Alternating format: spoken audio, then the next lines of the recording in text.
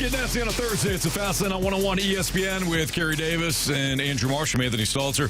Jamie, we are trying to get connected from Dallas, so we'll have an opportunity to chat with him for the first couple hours of the show. 202 Your Time Check is brought to you by Clarkson Jewelers, an officially licensed Rolex jeweler. Our Blues get going again tonight. They'll be in Dallas, which is where Jamie is. And I wanted to start off with a kind of a big picture segment on the Blues. So we got Jamie? Jamie, you got us? Good, baby. All right. How's Dallas? Yesterday and today, Dallas has been lovely. Yesterday, the sunshine was out walking around here. T-shirt, jeans. Beautiful, beautiful town. Beautiful. Have we figured out who actually shot JFK and if there was multiple shooters? We don't know that. From the book depository and or the grassy knoll.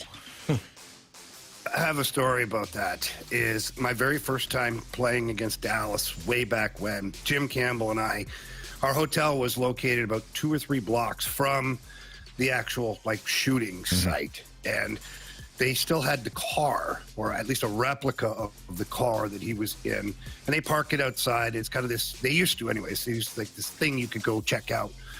Well, we didn't know. The car's just parked there, so Jim and I decided we were going to get in the car and sit in the back seat and act like, Jamie. Didn't go well, guys. Didn't go well.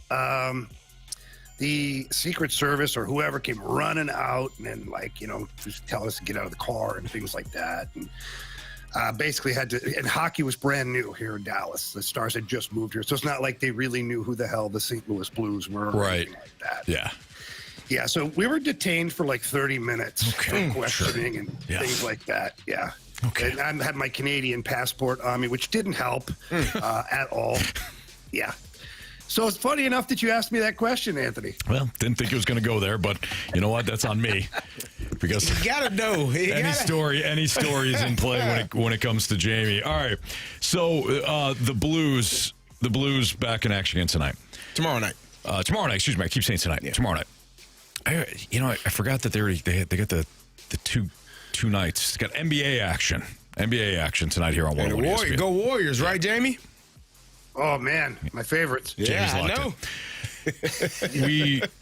we know the Blues. Look, we know the Blues are in the midst of a rough season. Playoff team, Game 7 last year. To the offseason, high expectations to the second worst team right now in the league. And the Blues and Jets appear to be in a race to the bottom. Two teams that played each other in that infamous Game 7. My question, though, is who's actually responsible for the way that this season has gone? And the reason why I'm asking that is because I don't think that we actually have a clear-cut answer to that. Outside of, everybody's culpable, which is true. But if you're trying to do the autopsy, I feel as though... yet, Anthony? No? No. Thank you, Carey. They're not dead. I mean, autopsy is a little bit... Come on. They're not dead yet. Okay, well, to me, the Blues are Jamie in that Can we just pet get cemetery out in Croatia. They thought he was dead. I know. I'm looking at it. Now, maybe the Blues do what Jamie did. And rise up. And we have to reevaluate the situation. Okay. But as of right now, you're the doctor I'm that over there smoking a Croatian cigarette pet on the cemetery computer. doctor, and I'm looking at what I think is a cadaver. Okay, I'm sorry. Continue. I didn't mean to interrupt you. I see where you were going. I didn't want you to put him on the slab yet. I'm looking over and I'm saying, you know what? This don't look good. He's dead. I'm trying to figure out what happened to this dude. You know? Sorry. Continue. So no, not technically dead yet, but I'm a shaky doctor. And I'm looking into the autopsy, perhaps prematurely. All right. Okay? Go ahead. Sorry. Thank you. My question is, who's actually responsible?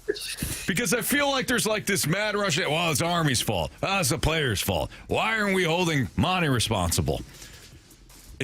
There's got to be a large piece of the blame pie to go to someone or if it's the players, a bunch of someone's. So if we are looking at this, the Blues are bad. We know. We've tried to dissect like the on-ice stuff. But if this continues this way, who's actually responsible? Who gets the biggest piece of the pie? And if you want to weigh in, by the way, you can. Mike drops Air Comfort Service text line. Go ahead, Jamie. Yeah, no. I mean, it's a fair question. I think first and foremost, I think we blame Towel Man. From what I heard, he didn't buy enough towels this year, so that's why the Blues aren't scoring as much. He got plenty of towels. He's got plenty of towels. He's a friend of the show. No. He's a friend of the show. He is. You're right. He is, yeah. Man, I don't know who is ultimately responsible. I mean, I have to go on the side of like the players. And which players, I don't know. Pick your player on any given night because nobody has had a stellar season. Even Joel Hofer, who is absolutely crushing it right now, his season started terrible. So, I mean, that's where you have to look. Jim Montgomery and his staff, they've exhausted every avenue when it comes to. They changed their defensive zone. They've changed systems. Now Steve Ott now in Springfield. So they're getting a whole new look at a different power play system.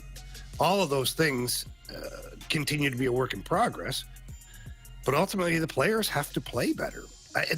To me, it's just a team that has not played with enough urgency all year. For whatever reason, I don't know if they left the season last year. Of course, they were upset and angry. I don't know, but I don't know if they left thinking, okay, like, we're good, we're there, we're going to be just fine. Because they came into this season with this kind of style of play that's like, we'll just have to show up and we win. Right. And that's not the case. Like last year, they had their biggest success when they played wild and abandoned, like hitting everything that moves, blocking every shot, every scrum. You had 5 guys in there. When's the last time you've seen that from this team? You know, it really just hasn't been there on a consistent basis. So I can't narrow it down to one particular line, one particular player, but the players are the ones that do all the work once the puck is dropped, and they just haven't done it good enough on a consistent basis.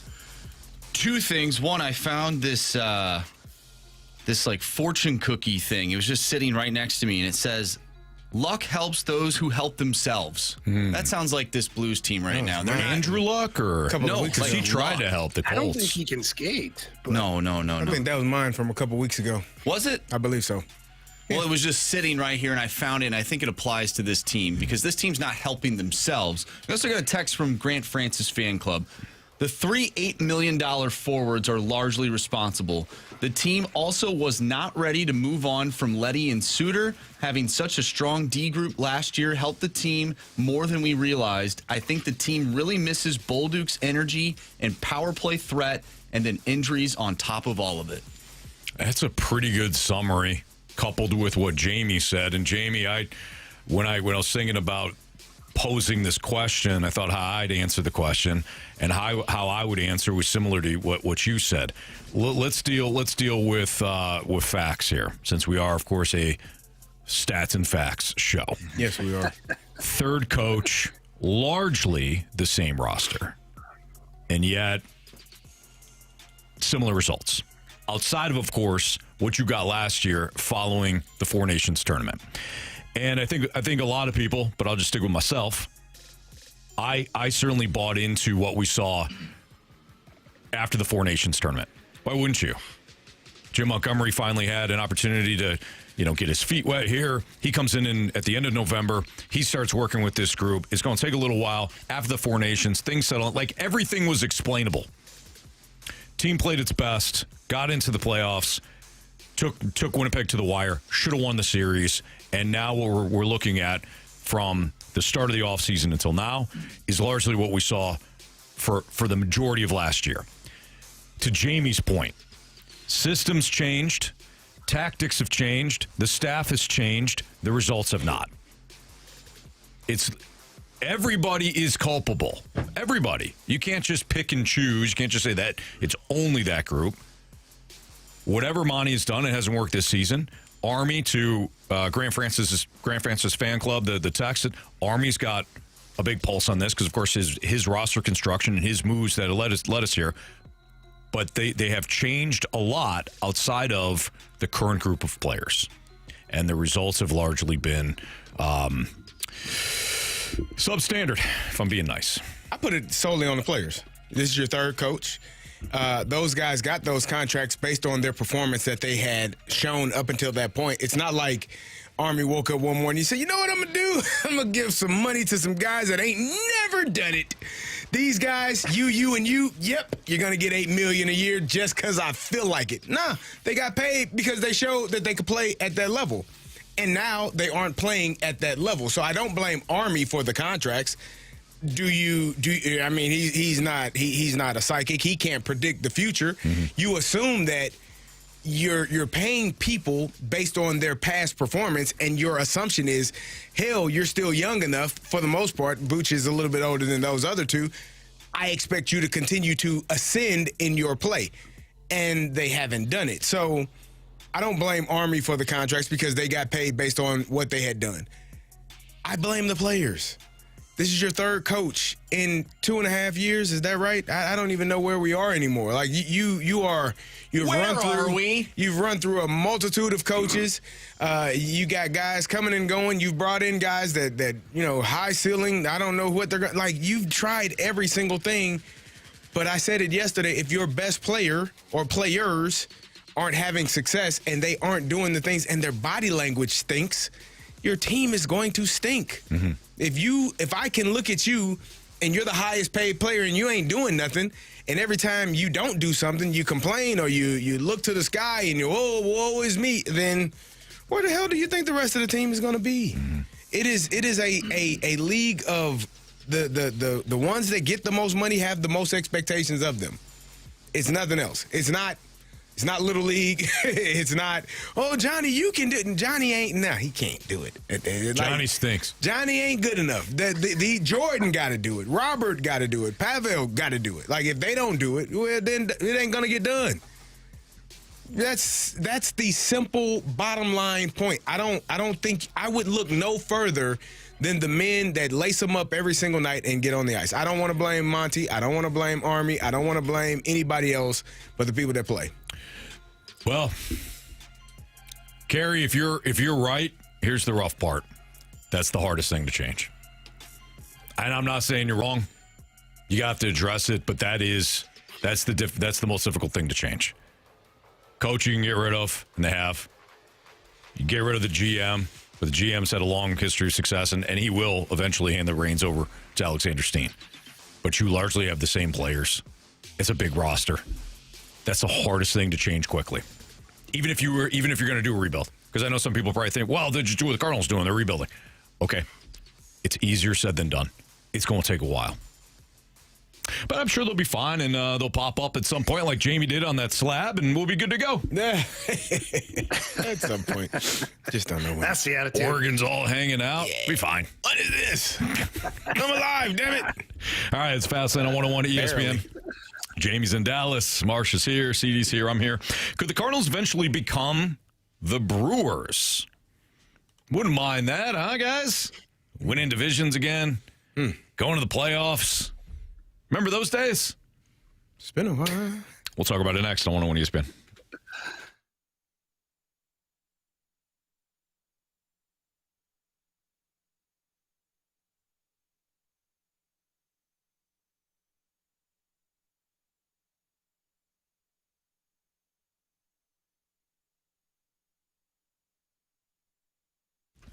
I love working with Auto Centers Nissan. When my wife, Chris, and I needed a new vehicle, we purchased one for her. We went to Auto Centers Nissan, but we didn't just go to the dealership. We started out online at autocentersnissan.com, and we selected a couple of vehicles that we both liked that matched our price point, and also we knew that was going to be there at the dealership. And that's the big thing with Auto Centers Nissan. If you worked with other dealerships before, you may have gone to the dealership after you looked online and you asked for a very specific vehicle that they showed you online, and they didn't have it. Maybe it was going to take a while for the vehicle to get acquired from a different location, or maybe they actually literally sent you to the different location. Not at Auto Centers. They make things convenient. With over 1,000 new and used vehicles all in one location, when you shop online at AutoCentersNissan.com and you look at the inventory that they have, you're going to feel confident that they're going to be able to show you that exact ride that you saw, that you could test drive it, and then you can qualify for some of the amazing deals that they have. And right now in January, 000 sales event that they have. 0 down payment, 0% APR for 60 months, and 0 payments until summer. You're going to love what you see out at Auto Centers Nissan. You're going to love what you see at AutoCentersNissan.com. Tell them that Stalter sent you when you do head out there to Herculaneum. It's Auto Centers Nissan.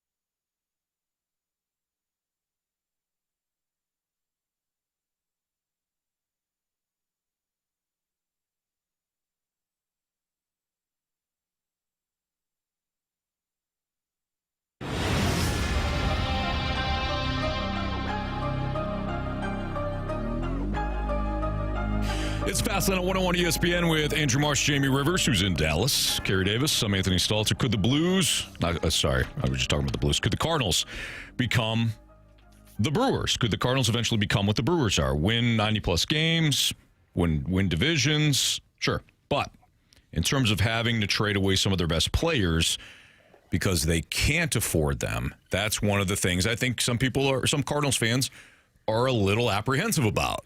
Now that Chaim Bloom has come in, they may not look at the Brewers as the model, but perhaps the Rays, because we've heard this from Cardinals fans. Oh, they're going to become the Rays now, where they just sign, they get their guys, and then eventually they got to trade them away because they can't afford them. I have pushed back against that narrative since Chaim Bloom, since it was announced that Chaim Bloom was going to take over for John Mozeliak. I don't think that's where we're going with this, guys. I really don't. I think they could become what the Brewers have become, though. What we just saw in this trade with the Mets, Freddie Peralta, the Brewers' top pitcher, was traded to the Mets for a couple of big prospects. The model is develop the young pitcher, try to supplement around that pitcher or those players as best as you can, make a run. But when that pitcher or that player becomes a hot commodity and is about to become a free agent, swap that player for your next group. And I get it. That's uncomfortable for a lot of Cardinals fans. They don't want to see that. But there are some advantages to this. If Freddie Peralta gets a big extension from the Mets and he winds up being a number 2 pitcher, but he's paid like a number 1, and these prospects that the Brewers got in return extend what we're seeing with Milwaukee, i.e. they just keep winning, then that's not a bad model. Mm-hmm. The difference, of course, is the Brewers haven't won a championship. The Brewers aren't consistently in the NLCS and just merely falling short of the Dodgers. That's what fans obviously want for the Cardinals. So can they take a little bit from what the Brewers are doing, but still secure some of their top-end talent for the long haul? Somebody like Mason Wynn. I think that's what the balance is going to be when it comes to Bloom. Isn't that what frustrates fans, though? When you talk about it all the time, you talk about the Pirates, how they're just an assembly line for the bigger name organizations. They're going to produce them, get them ready, and then they're shipping them on to somewhere else. Isn't that frustrating? Wouldn't that be frustrating for Cardinal fans if you had a Freddie Peralta on your staff and now all of a sudden you're going to trade him and get two more players that, we'll see how it goes? Here's my first question, and I don't mean to duck your question because you're right. It would be frustrating if they were the Pirates, but I think that's a little bit. I think the Pirates are different. But that's because they're not winning. Sure. But this is essentially, they did that with Josh Hader as well, Devin Williams. Like you got some really good players. 2 moves that worked out. Okay. But it hasn't resulted in a championship, though, either. No, but it has worked out that they traded those guys when they did, as opposed to retaining them. Right. Because now that whatever their budget is, and the Cardinals are working with a budget. They can stay in that budget. Yeah. Okay. You know what I mean? My first question, Jamie, would be, if I'm the Mets, is, wait a second, why do you want to trade him? Well, we don't want to. We don't want to pay. We can't. We're so cash strapped. We're the Brewers. We can't pay him. I'd be like, hey, why do you want to trade him? What's wrong with him? The Brewers are smart. They tend to get rid of guys at the exact right time. So that is the benefit of having a team that is just constantly ahead of things. I don't know, Jamie, what's your thought on it? Yeah, no, it's certainly, I think it's definitely the waters that the Cardinals are going to be sailing in here for the next handful of years. But here's where I go with it. And this is not even a strategic thing. It's just, if I put my fan hat on for a second, you look at the Brewers and you're like, okay, they're a winning team. They're competing for the division, every year after year, but they're never really a serious contender. But isn't that what Cardinals fans hate? Mm-hmm. Because that's what they've grown accustomed to, just disliking, hating, whatever word you want to use.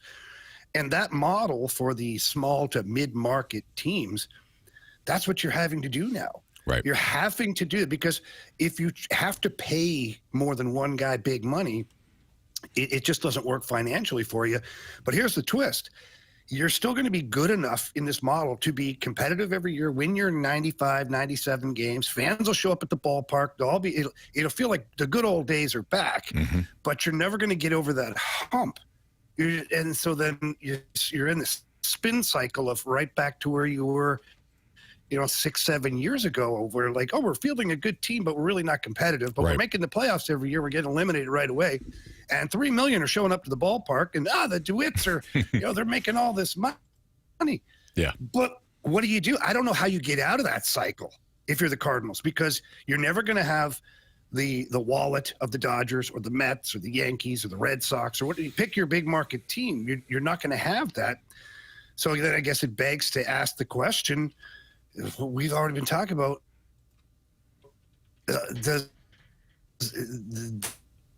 does a lockout mean there's got to be a salary cap?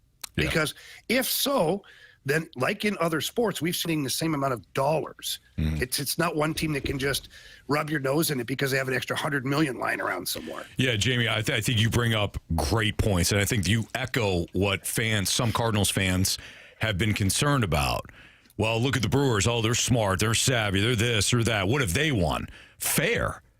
I could counter that with the Phillies spend out their ass. What have they won? You're not going to be the Phillies. You're not going to be the Dodgers. And nobody is, by the way. That whole thing, when we talked about the TV contract, the loophole that the Dodgers continue to exercise because Major League Baseball is idiotic. Nobody can spend what the Dodgers are spending because they don't have the same TV deal that completely takes away all risk. There's no risk for the Dodgers. They just get paid money every year. So what the alternative is, we spend a bunch of money, we make a bunch of trades, i.e. the Padres or the Phillies or whoever, and you still don't win it all. So for me, you want to win a championship. You want to win a World Series. That should be the goal. But I would rather have a smart, savvy organization that's really good at looking at what they have, knowing that if we hold on to this guy any longer, his value is going to decrease. Now's the time to go, and we'll replace him with somebody who is underrated on the market. That is what the Rays have done. That is what the Brewers have done. And if the Cardinals can't be what the Phillies and Mets are, then that's a really good alternative to what the Cardinals have been, which is, you know what, we really can't spend. We're not going to spend. We're just going to kind of, what veteran's available that wants to be here? We'll sign him. And then we'll pose it to the fan base that you're going to like this guy because he wanted to be here. So I think the way that Mo had done it, right? You went out and got Marcell Ozuna. You tried to upgrade, but you got rid of some guys that eventually you wish you'd had on your roster. I think where you are matters. The Brewers got all the time in the world. No offense to Milwaukee, but they ain't knocking on the doors of, hey, we need to win a championship. This is Milwaukee. Mm-hmm. St. Louis is like, nah, we don't really want to trade away our best players for prospects. We want to trade away prospects for better players that can help you win in the now. And I think that's kind of where Mo was kind of had some issues as well, because it's not a city where the expectation is to win. It's not we'll push this down the line, we'll be good, we'll contend, and then maybe we'll be in the World Series. No. You need to be in the World Series. Mm-hmm. And I think that matters as well. Like the city that you're in, the history, the history that your organization has. I don't know that the Cardinals can take the Brewers model, because, hell, people are not wanting to wait now knowing that this team is going to be young and, not really ready to win a championship. And you're telling them, okay, now that player X is really damn good, we're going to trade them for some more prospects, and now we're going to extend that window even longer. Mm-hmm. That's almost like what the Philadelphia 76ers did with the trust the process, and that process should have never been trusted, because that was a terrible-ass idea. Yeah. It never worked. Hell, trust the process. Everybody that said that, you're fired. Get the hell out. Go away. So I think where you are matters. I think the organization that you're representing matters. Geographically, or where you are historically. Okay. The Cardinals historically are not where the Milwaukee Brewers are historically. Sure. So I think that matters. Not the location necessarily, but your history, your legacy of your organization matters in comparison to some other organizations. All right, so I hear you on that, right? So what I'm saying is, if you aren't going to be one of these top spending teams, be the team that is smart and savvy. I am bringing that to the table. I'm recognizing that it's not perfect, but I'm offering you a smart, savvy organization that understands the talent that it has and understands the deficiencies within the organization. Okay, that's what I'm offering, and I get it. I'm hearing some angst, and we don't want that. The Brewers don't win anyways. Okay, no problem. Counter. What are you offering? What model are you offering that's realistic? The model I'm offering is we develop our guys. Mm-hmm. We pay them early because we got to spend some money. You're going to have to spend money. Mm-hmm. Like there's no model where you're not spending money. Like, sure. That's non-existent. That's the Pittsburgh Pirates. We're going to offer you a lot of money as a young player, and we're going to hope that it pans out. Now, you just did that with the St. Louis Blues, and you're kind of seeing that may have not panned out in the way that you wanted it to. But that's the only way, in my opinion, to keep really good players on your roster, develop them, and keep them in-house without having to trade them because they're going to want to be paid $400, $500 million over 10 years, and you're not willing at all to swim in those waters. I'm not saying don't pay anybody. Like, pay Mason Wynn. Try to get ahead of it. Try to do what the Braves have done and try to get ahead of it. What I'm saying is, recognizing when the asset has depreciated and then turn that asset into more assets. That's what I'm saying.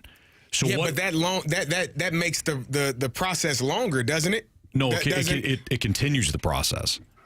But if the process never, at what point do you get to where we're making this cake and now we get to eat the damn cake? I don't want to make the damn cake for 14 years. Well, you hope exactly. You hope at some point. You hope at some point you do have an opportunity to eat the cake. Okay, so what's the current model that you like? That you think the Atlanta Braves model? Okay, I love acknowledging and noticing and realizing that this player is really damn good. Mm-hmm. Ronald Acuna, and we're going to give you 10 years, 200, whatever that number is now at 22 years old. And the number may be shifted depending on, what the player wants. Maybe they want to be a free agent by the time they're 29. Okay, we'll buy out your last 3 years of arbitration and make sure that by the time you're 29, you're a free agent. But we got 7 years of you at your peak. Mm-hmm. And so I don't have to worry about, and I'm going to do that for a couple of players. And then hopefully one of those guys, I'm going to get a 10-year deal because I believe that guy is going to be the one that needs to stick around. Okay, so you and I are saying similar in that regard. I'm not saying trade everybody. I am saying, Mason Wynn, and if you develop somebody, maybe Ivan Herrera, whoever it is, I'm saying keep those guys, right? If Liam Doyle winds up being a stud, sign him early. I'm with you on that. But beyond that, I mean, the Braves got an unbelievable steal. Everybody in Major League Baseball said Ozzie Albies just signed a too friendly of a deal. Mm-hmm. So that's kind of an aberration. So if you can't sign those guys early, what's you got to ride it out. And I don't want good players to walk, mm-hmm. because I think that certain players that we talked about the core yesterday, at some point, those players are your core, and they are the ones that are going to hopefully lead you to a championship. But if you're constantly retooling, okay, well, we reached the peak where we can't go on any longer. And I also think in business, sometimes you got to bite down and say, all right, I don't want to do this, but I have to. And I don't know that the Cardinals, and there are specific players where you just say, all right, I hate this, but ain't no way I'm letting player X leave to go to another team and watch them win a championship. Mm-hmm. Like that's. If you want a present-day example, look at what the New York Giants. You know what, Saquon? Have fun. Whatever, dude. Oh, you won a division. You won a championship on a team in our division. That stinks. Like that, at what point do you say, okay, I got to pay this player. Let's pay him. I can't let every good player walk away for more prospects because I don't think that that's how you finally win a championship. That's just my take on it. I don't think that helps. Yeah, and again, I just reiterate, I'm not saying let every player walk. Every good player walk, develop them, and then you turn into what you described with the Pirates. I'm not saying that. But I do think there's a happy medium. And I think the Brewers have found that happy medium despite not winning a World Series. And they're not going to win a World Series because the Dodgers exist. And Major League Baseball created that monster. So, and some of us root for that monster. You root for that monster, Carey. Championships. That's all that matters. What's trending? We'll come up in a little bit. We'll do Bet the Board next. Let's do Bet the Board here on 101 ESPN.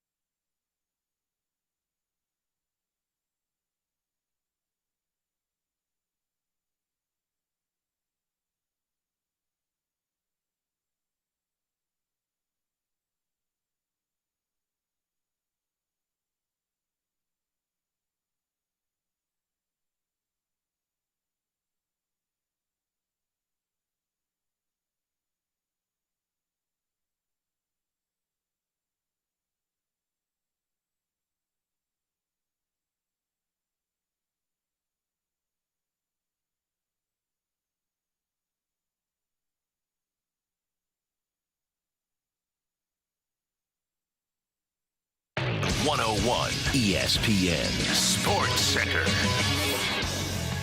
I'm Andrew Marsh. It's time for a Sports Center update brought to you by Saliga Heating and Cooling. The Blues are off today. They'll be back in action tomorrow taking on the Dallas Stars. Pregame starts at 6. Puck drop is at 7. Tonight, we'll have some NBA action for you on 101 ESPN as the Mavs go up against the Warriors. Pregame starts at 6. Tip-off is at 6:30. I'm Andrew Marsh, and the Sports Center update is brought to you by Saliga Heating and Cooling, a Daikin heating and air conditioning dealer.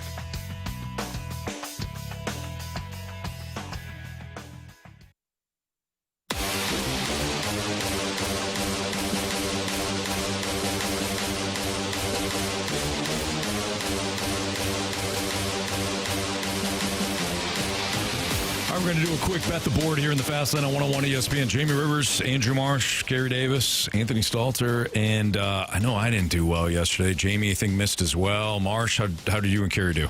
We did quite well. Put them on the board. Good job, guys. Yeah, we All did. right. Yeah, so Anthony, you, myself, and Carey all have 6 points, and we still trail Jamie, who has 10. Ooh. Hey, guys, that man is out damn standing. Mm-hmm. You know what I mean? Yes, he is. How do we even compete with a guy like him? We don't. Oh, stop it, Kerry. We just shouldn't even try, man. Shouldn't even try. It's so hard. But we're If that's competitors. the case, so I Kerry, think we let me pick your bet for you then. Nah, I'll pick my own bet, but I mean, It's just catching getting you, tough. damn near impossible, man. He's the Dodgers right Jimmy, now. who you got? I'm going with an NHL play. I know you find that hard to believe. Pittsburgh is visiting Edmonton. It's going to be the battle of the bad goalies back with in their old towns with their new teams. Give me the over 1.5 in the first period at -145. Okay. Is it my turn, Marsh? Yes, you still have honors. Give me the Red Wings over 2.5 goals tonight at -150. Red Wings been scoring. Let's get Trey tonight in Minnesota. Cash this thing. All right, Marsh. Carey's up. Carey is who I said. Okay, on me, give me the Warriors -4.5 at -132. Right here on 101 ESPN. Spread. Yeah. I just missed the 3.5. It's at -152. Darn it. Gosh darn it. That's too bad. I am looking at the NHL. The Panthers, the Florida Panthers, play the Winnipeg Jets. This is basically a coin flip. Both teams' money line at -110. I didn't think the Jets played that great the other night. So I'm going to go with the Panthers. Even though the Jets are at home, I'm going with the Panthers against the Jets. All right. Good man. It's Fastlane on 101 ESPN. There are organizations, there's coaches that have tried to figure out how to do more with less. And there's actually one now championship coach that's actually maybe discovered the formula. We'll talk about that next on 101 ESPN.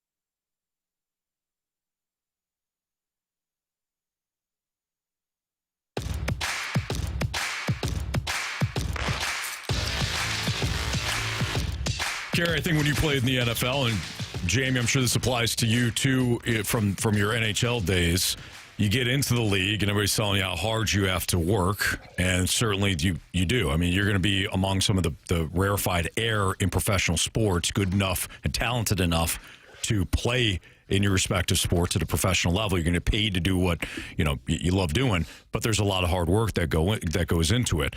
I think there's also a longstanding belief that if you're a coach in the NFL, in the NHL, and NBA, Major League manager, Major League Baseball, you have to spend damn near every waking hour to uncover any sort of edge that you can get. But one recent championship winning coach actually just did the opposite. Yep. And Kerry, I think you were the one that found this interesting, and I agree with you. So tell us about Curt Cignetti. Well, I was asking if he found the blueprint for success. And so if you've watched anything that Indiana's done this year, obviously they've been outstanding, won the national championship, 16-0. But one of the things that I found most interesting was when you hear Curt Cignetti talk about like practice time and time on the field with his team and time, in the building collectively, it's intriguing because they spend about 6 hours a week just on the field. Hour and a half, hour 15, hour and a half of practice, about 4 days worth of on the field practice. And his purpose for doing that is he wants his guys to be fresh. Like, you want to get your work in, be concise, be on point, be on task, on target, and doing all of the things, but need to get it done within an hour and a half. That way they can get off of their feet, they can rest both mentally and physically, and be ready for the game on Saturday. And Indiana, for the most part, probably one of the most healthiest teams, throughout the entire season, minus the D lineman that hurt himself post-game, the Big Ten championship game. But they have been extremely healthy and able to sustain a long journey of a football season. 16 games is a lot. Yeah. And I have a theory that, your body has a number of hits. Nobody knows that number, but the clicker is going. It's like when you walk into Sam's and the click, he's clicking. Your body has that. You just don't know when it's done. And so Curt Cignetti has done a really good job of making sure that his players are ready to roll for Saturday night or Monday night national championship game, whenever they're playing. And I find it just very, very intriguing. Each college program gets about 20 hours of field or time for the week. And most coaches spend about, 10 to 15 of those hours on the field. So you're doubling, almost tripling what this program is doing, and they're finding a way to get it done, which to me it's kind of mind-blowing because most coaches, and this goes for not just his players, but his staff as well. Like, his philosophy is when you get done with your work, you can leave.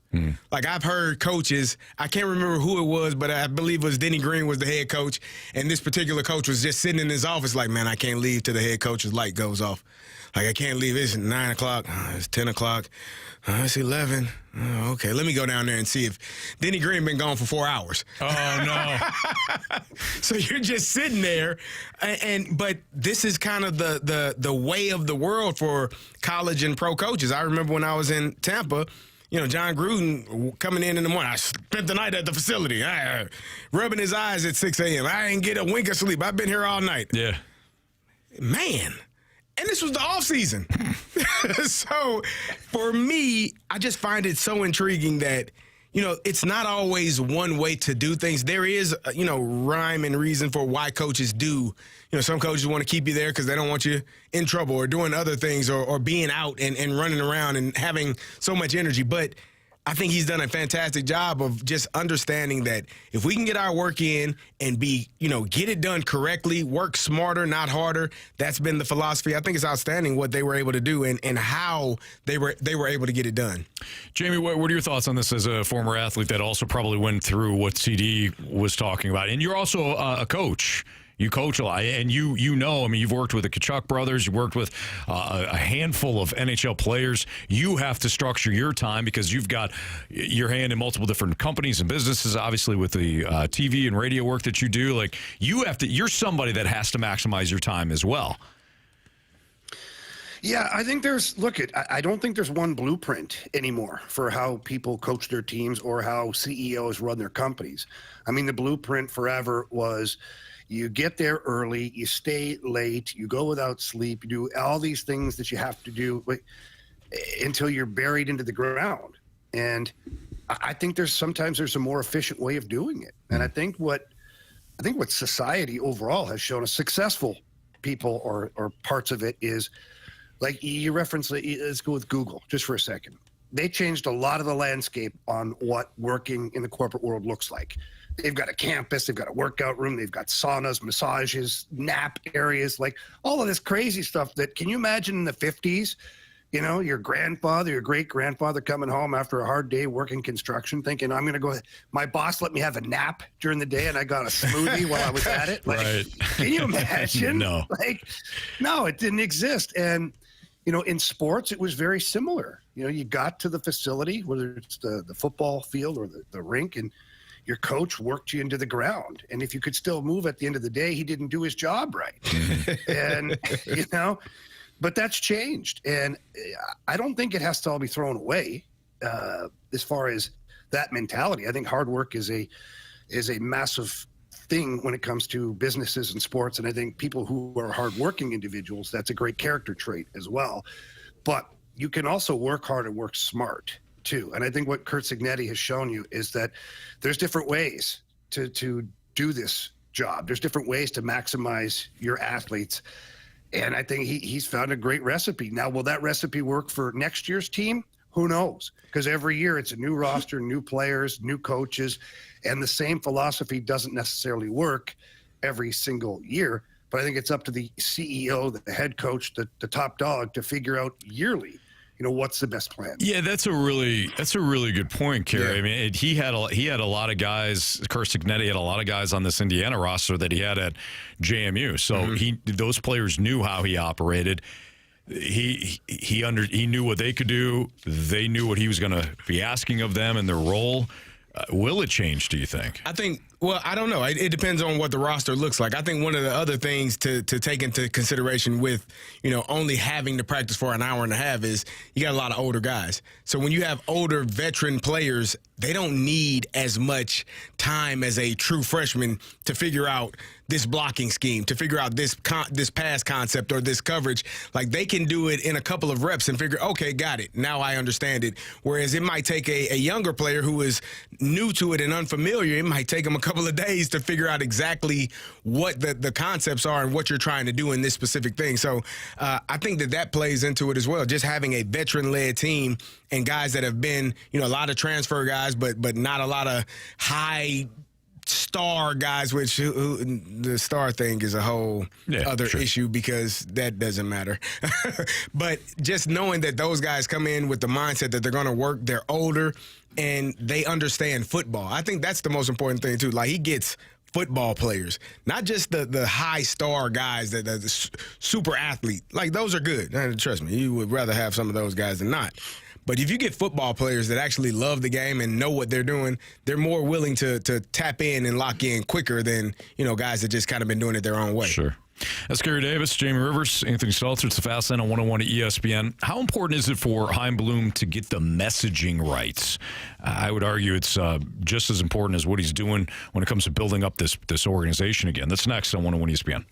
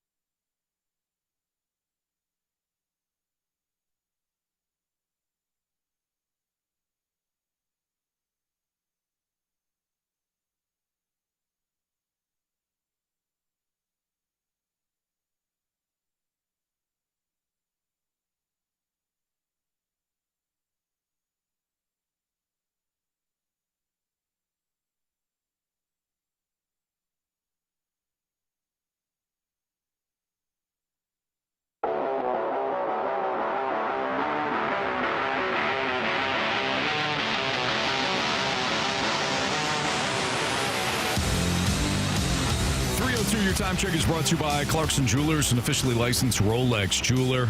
Yesterday, Jamie, you weren't on with us, but yesterday we talked about the Terry Pegula the press conference that he gave with Brandon Beam. And wow, that not great overall. And even though we focused on it yesterday, I think that it's worth discussing again if we look into how the messaging could apply for the Cardinals, because you got a new man in charge now in Chaim Bloom.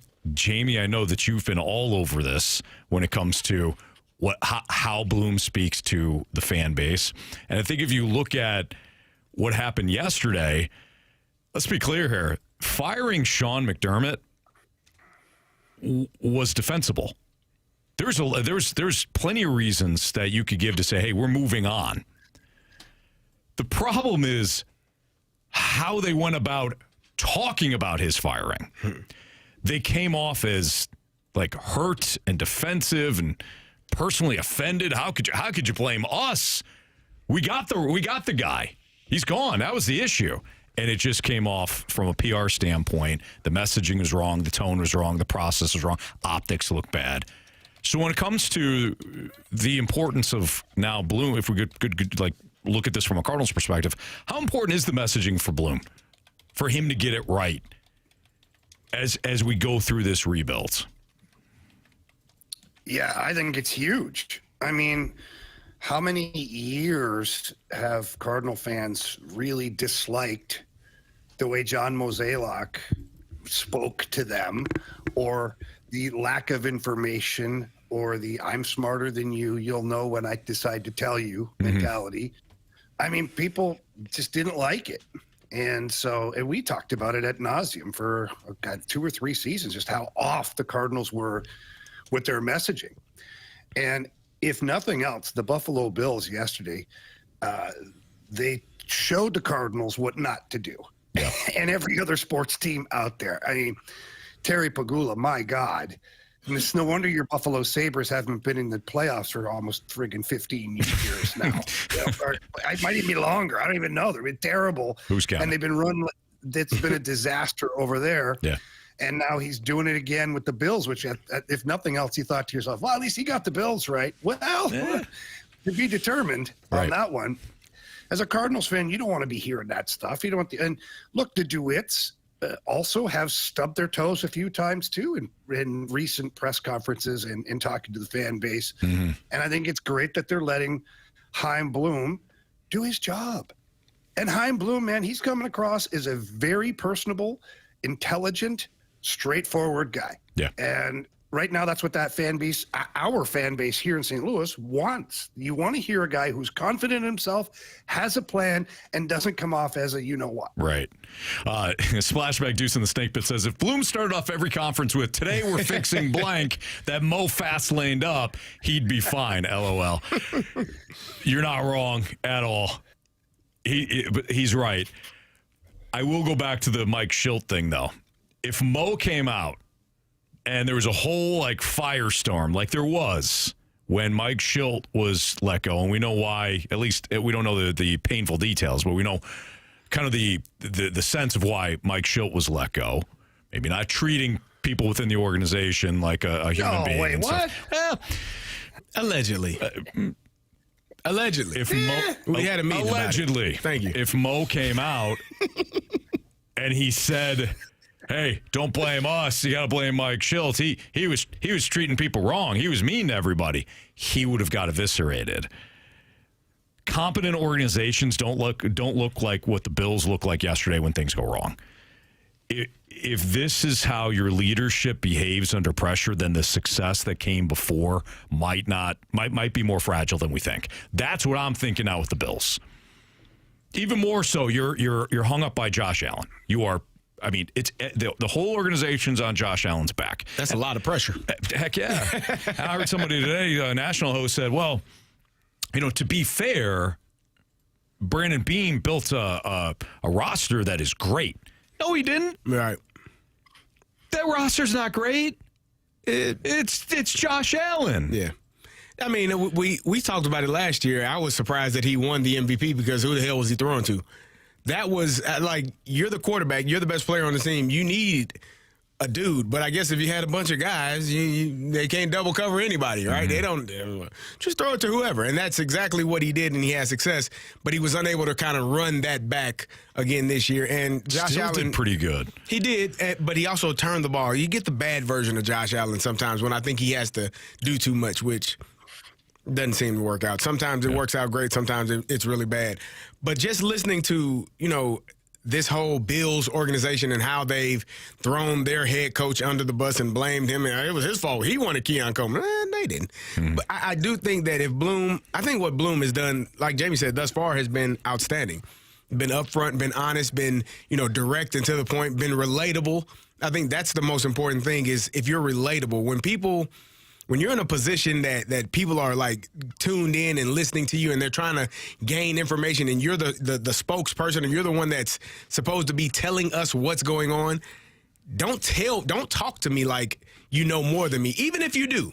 Be relatable, and I think that Chaim Bloom has done a really good job thus far of being relatable, being open, being honest, and making it easier. He's saying the same things, I think, but making it easier on your ears, and I think that's what good leadership does.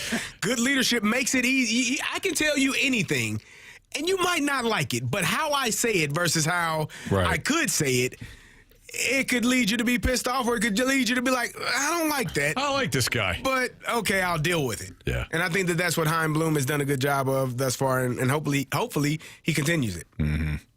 Yeah, I agree with you guys. I think he's done a really nice job. He simplified things. He sounds bright. He sounds like he's bringing kind of a fresh look at things. When things go wrong, because look, he's rebuilding. Everybody understands it. The expectations aren't high right now. When the pressure cooker starts, I'll be interested to see if he's the same guy, and I think he will be. But when things start to go, haywire, and they will. Then what is the messaging? And I think that's what we saw with the Bills, because nobody's really talking about the leadership in the Buffalo Bills front office. They were constantly talking about McDermott and whether or not he could get everybody over the hump in Buffalo. And then yesterday we're like, whoa, these issues, there's a lot more issues there than we thought. And Sean McDermott is sitting at home like, thank God. Yeah, thank you. You all spoke, finally. You get to see what I've been dealing with. Thank you. Right. And again, I'm not saying that Sean McDermott might be the one that sent out the post of Billy Bean, Brandon Bean at the combine. I'll wait till they get a load of this. Yeah. You didn't want them, did you? Okay, look at this video. Look at these videos. Right. Yeah, I mean, that's a respected organization that has revealed how fragile it is. And I think in some respects the Cardinals have done that too. Going back to some of the press. I love what Bill DeWitt said after they decided to move on from Mike Matheny. They were there at the press conference and said, look, this isn't good enough. This is not what Cardinals fans have grown to expect out of us. But since that point, it has been, what do you want from us? Huh? What do you want from us? We're just a game out of the playoffs, you schmucks. We're trying our best. Like, they are trying. You're tone deaf. They're trying. Now they've got actual wholesale changes. And I think we can all get on board with that. The future's bright, guys. Future's very bright. I think Chaim Bloom's set up in a good spot here right now, to be honest, because, he's come in to a team that completely, by Cardinal standards, underachieved for the past couple of seasons. And he's been able to, he's got the green light from ownership to get rid of some of the big contracts. And, in particular, Nolan Arenado's deal. Yeah. Move on from that, even though you're paying a huge chunk of it, whatever, doesn't matter. You've moved on from the individual. So now really it's up to Chaim Bloom to build this thing. He's going to get 4 or 5 years of runway, I would expect. And by doing that, he's going to have a ton of young players that they're drafting, developing. And now can he find the stars that he needs to? And can he actually bring winning back to the Cardinals organization? I mean, all that's to be determined. Amen. It's Fastlane on 101 at ESPN. We're going to talk a little Blues hockey with the voice of the Blues, Chris Kerber. He joins us for our weekly chat next in the Fastlane on 101 ESPN.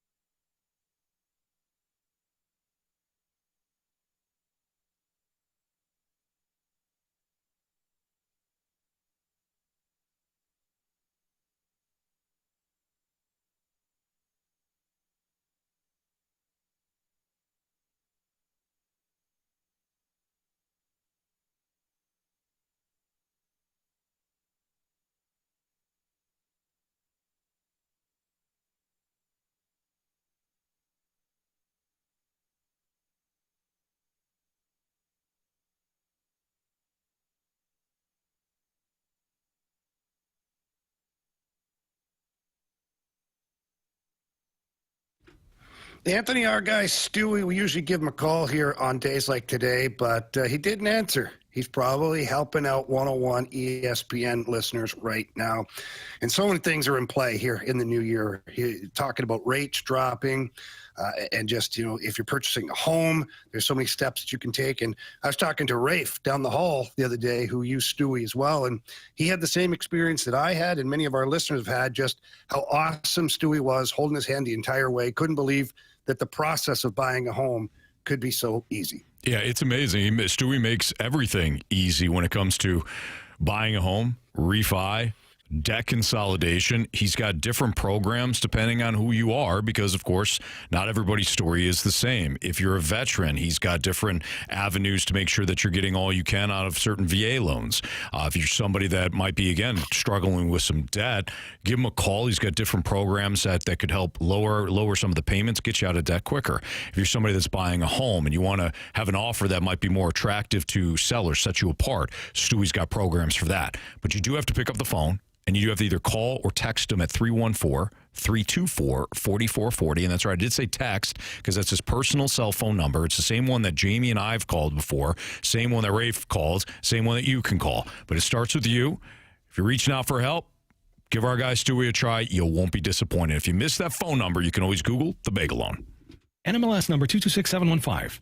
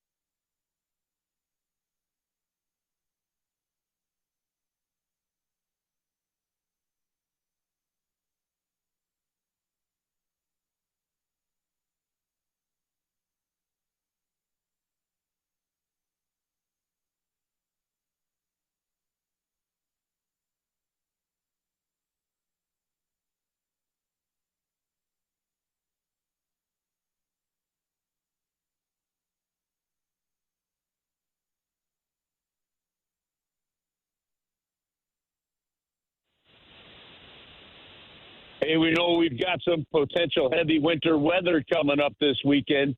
And you know what you want to know? You want to know that furnace of yours is going to be pumping the right amount of heat and coming your way. If for some reason something goes wrong, don't worry about it. Classic Air Care can get to you within 24 hours. They've got over 100 vans on the road. Make sure that you've got them in mind in case something happens. That furnace isn't blowing as well. Maybe it's just not as hot as you want it to be. Maybe the strength isn't there. Or frankly, hopefully it doesn't happen. Something just breaks down on you. When it does, they've got you covered. It's Classic Air Care. You can book appointments online. You can give them a call. They've got after-hours techs on call as well. They can typically, like I said, get you within 24 hours. They've got those great-looking orange vans with the penguins on them. You see them all around town, over 100 vans on the road. It's Classic Air Care. Bottom line, a 4.8 Google rating for a reason. And that reason is they take care of their customers, they get to you quickly, and they get the job done right. And with winter weather continuing to pound into the area, that's the kind of reliance you want to have. It's Classic Air Care. You can get to them online at classicaircare.com. They've been making people comfortable since 1926.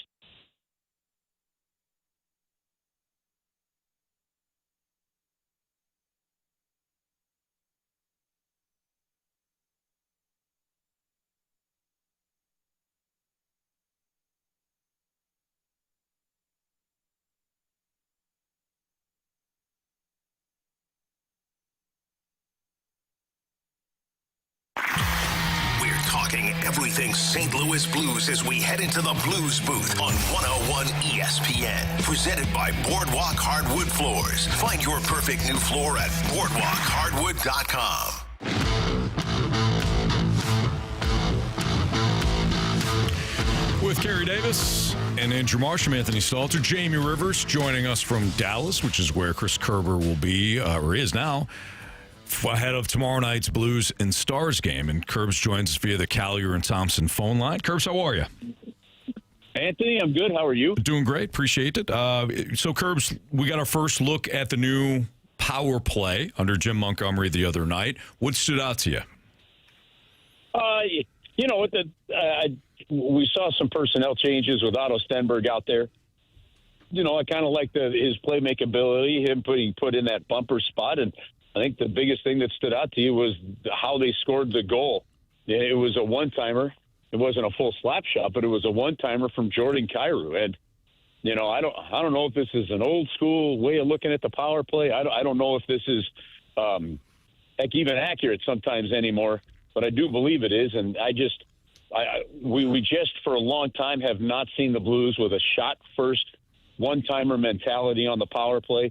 They don't seem to get it to the blue line and bomb it from there. Yet we saw Al McInnes have a whole career with those kind of shots.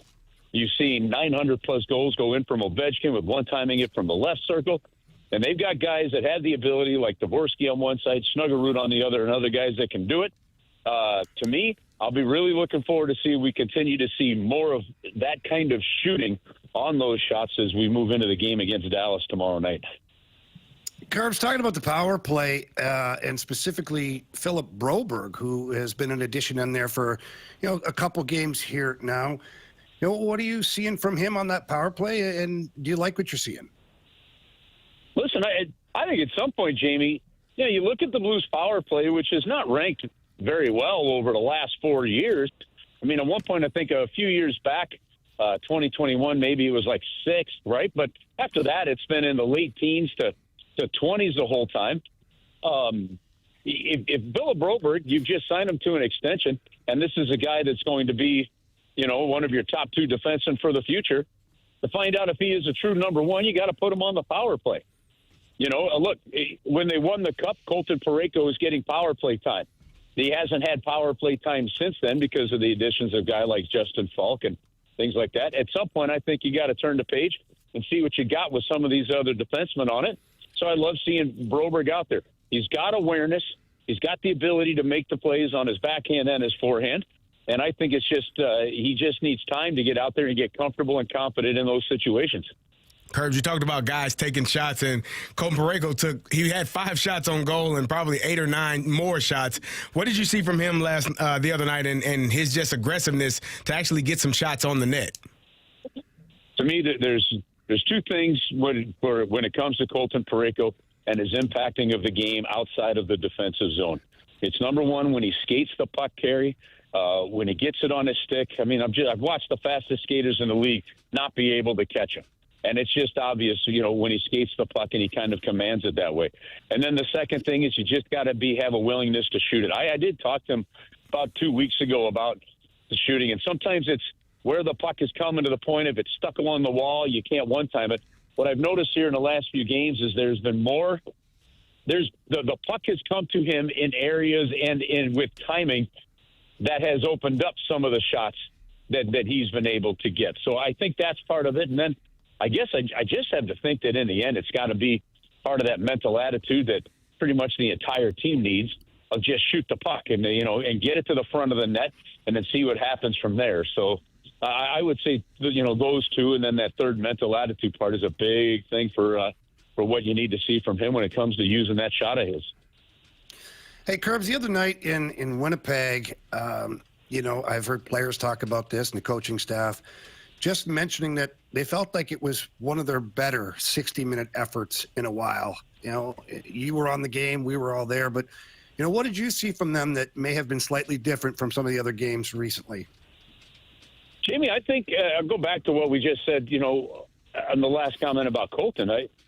Just a commitment and an attitude. And, we said prior to the game, what you really want to see from this team at this point in time is, go out and play for each other. Go out and play with some purpose. Go have a reason to play. Do your job. Have a reason to battle and actually go in and battle. Go dig for it. Win some 50-50 pucks, things like that. I'll go back, a couple of weeks now, beginning of January. I thought those 2 home games against Vegas and Montreal were 2 of the best back-to-back games that we had seen all year because of that commitment. I think you could have taken that game from either one of those games and flip-flopped it, and you would have gotten the same result. Thought we saw a really good effort in Utah. The puck just didn't go your way, and that's the other thing. When you're playing some of these better teams, you can still play a good game and still lose that game, but the loss feels different, right? I mean, they've lost now the last 2 games on this road trip again. There's 0-7 in the last 7 road games. But the loss looked and felt different against Winnipeg than it did against the Edmonton Oilers. And I think if you play the style with you just play with some passion and purpose, you're going to find yourself winning more games than you're losing, because as great a skill as there is around the National Hockey League, this is still a game where you can outwork skill, but you can't fake it. And outworking, I thought the Winnipeg Jets 5-on-5 was pretty obvious in that last game. Curbs, we've talked about Jordan Binnington a lot and his struggles this year. What are you seeing from him? It feels like when it gets going poorly, it just continues to roll downhill. Is there anything specific that he's doing or not doing, or something that can help him be better in the net for us? You know, Kerry, I don't have a breakdown of his, like some specific mechanics like maybe a David Alexander would. I did talk to Jordan a little bit today, and kind of just to get a feel, because my opinion on what I'm seeing is one thing. His opinion is actually kind of the one that matters in my book. So we were talking to it, and he just said, hey, you got to stay in the battle. Like, we just have to stay in the battle, and that's him. That's his teammates in front of him, and he's gotten to a point. I really do believe this. Like, I know his confidence is probably wavering internally something, but he's got a great mental approach. I can't explain. And Jim Montgomery, when we asked him in Edmonton, why it looks like you're seeing different play in front of him versus Hofer, and Jim said, man, the entire time I've been a head coach, I haven't been able to figure out answers like that, right? And I can't explain it either. I'm sure some aspect of it is just a confidence level. And, I'll go back to that game a few weeks ago in Chicago. The goal scored by Murphy, that's a save that Jordan Binnington normally would make and you need to make, and that was a game-changing moment there. So there are examples of that. But I just think the kind of season he's having is a bit reflective, too, of the entire team around him and in front of him. And I still believe this, and I'll either be proven right or I'll be proven really wrong. But I just believe that when he gets to Italy and he's playing behind, a really good defensive group, and the team that they'll have with Team Canada, I think you're going to see flashes of that old Jordan Binnington, and that might tell the whole story of the season, to be honest with you. Well, Curbs, we appreciate your time. We're looking forward to your call tomorrow night in Dallas, and we'll chat with you. Check with you, Beck. Jeez, we will chat with you next week. I got to slow down, Curbs. I've had those moments too, Anthony. It's okay. Every hour I have one of those moments. Broadcaster Yeah, when your brain and your tongue don't get on the same page for a moment, I get it. But, no, all good. Have an awesome week. Stay safe this week, and we'll see everybody Saturday night, and we'll talk to you guys next week. All right, same to you. Thanks, Curbs. We'll see you. All right, see you, bud. Bye-bye. Yeah, the old tongue, brain, sometimes.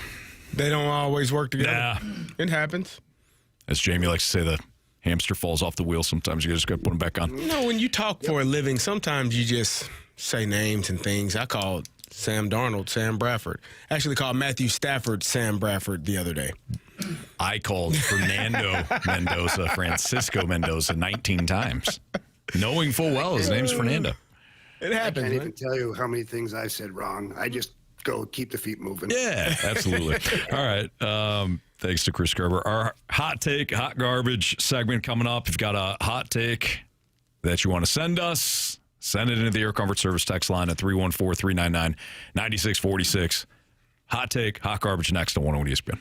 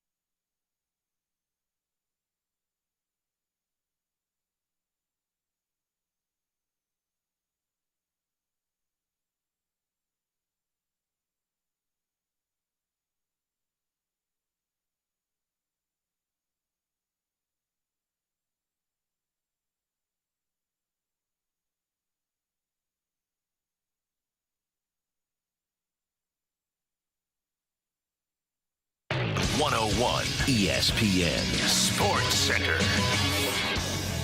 I'm Andrew Marsh. It's time for a Sports Center update brought to you by Saliga Heating and Cooling. You just heard Chris Kerber, voice of the Blues, right here on the Blues Radio Network. If you missed that interview, make sure you go to 101ESPN.com or check out the free Dobbs Tire and Auto Center's 101 ESPN mobile app.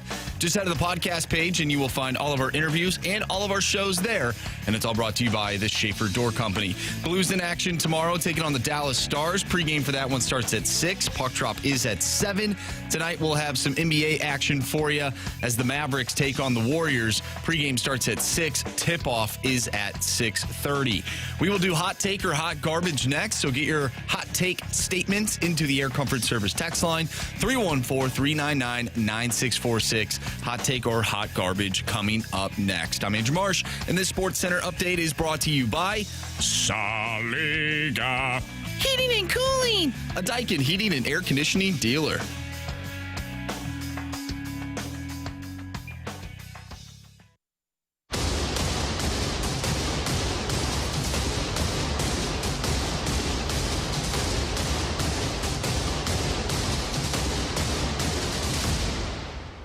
Hot take.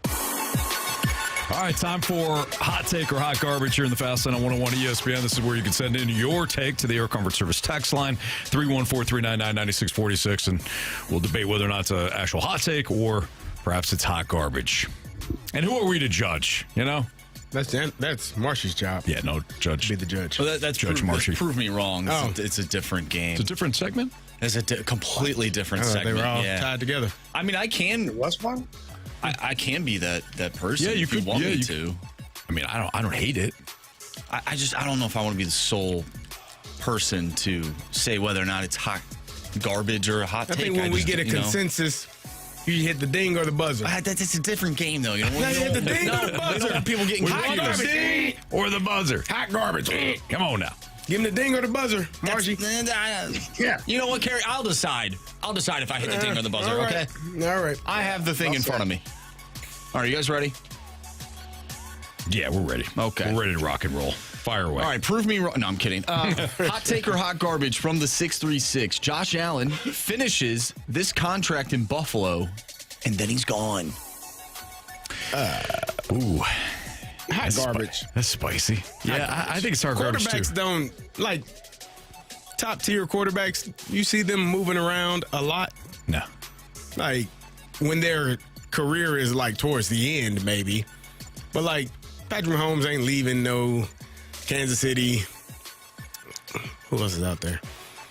Dak Lamar isn't Jackson, leaving. Baltimore, Dak in Dallas. Yeah, I don't. Justin Even though they Herbert, said, L.A. well, we said elite, Anthony. He is elite. We said elite. I know. The elite That's why I guys brought up Justin Herbert. don't usually leave. Matthew Stafford, even though he did leave Detroit, he was traded. Was he elite then, though? No, franchise quarterback, yes. Elite, no. There you go. Josh Allen is elite. I don't think he goes. Hot garbage. Hit the buzzer. Dang, man. We're in consensus. Don't tell me what to do. I think We all he's. agree? I also think that Josh Allen's loyal. I could see him never wanting to leave Buffalo and becoming like a Jim Kelly. Eventually gets there and it's like, I don't want. Yeah, Jim Kelly never won, though. It came damn close. 4 times. 4 damn times. In a row. At one of those games was close. Here's where I'm going to maybe push back, Anthony, Okay. is Josh Allen, as we know, he owns a television. He's probably has a computer and a telephone. And he watched that damn bleep show yesterday, too. And he might think to himself, can't wait to get out of here. 1, it's really cold in Buffalo. And 2, the guys who are running the ship here, I might never see a championship because of what you just heard them spit out yesterday. That's a good point. Loyalty only goes so far, I guess. Yeah, it's loyalty versus insanity. Yep. You know? I think I was fair. Very fair, Jamie. All right, go ahead, Marsh. From the 573 hot take or hot garbage, if Ollie Marmol gets fired midseason or does not get an extension, we will see Yadier Molina become the next manager of the Cardinals. Hot take. Bring him in. Hot garbage. Hot garbage. Hot take. Hot You could do garbage. half a season. No, I don't. I just don't think that he's going to want to deal with the media all the time. I'd be more than happy to be wrong on that, but I don't see him. I don't see Yachty wanting to have that responsibility of talking to the media before and after every game, being asked to explain his decisions.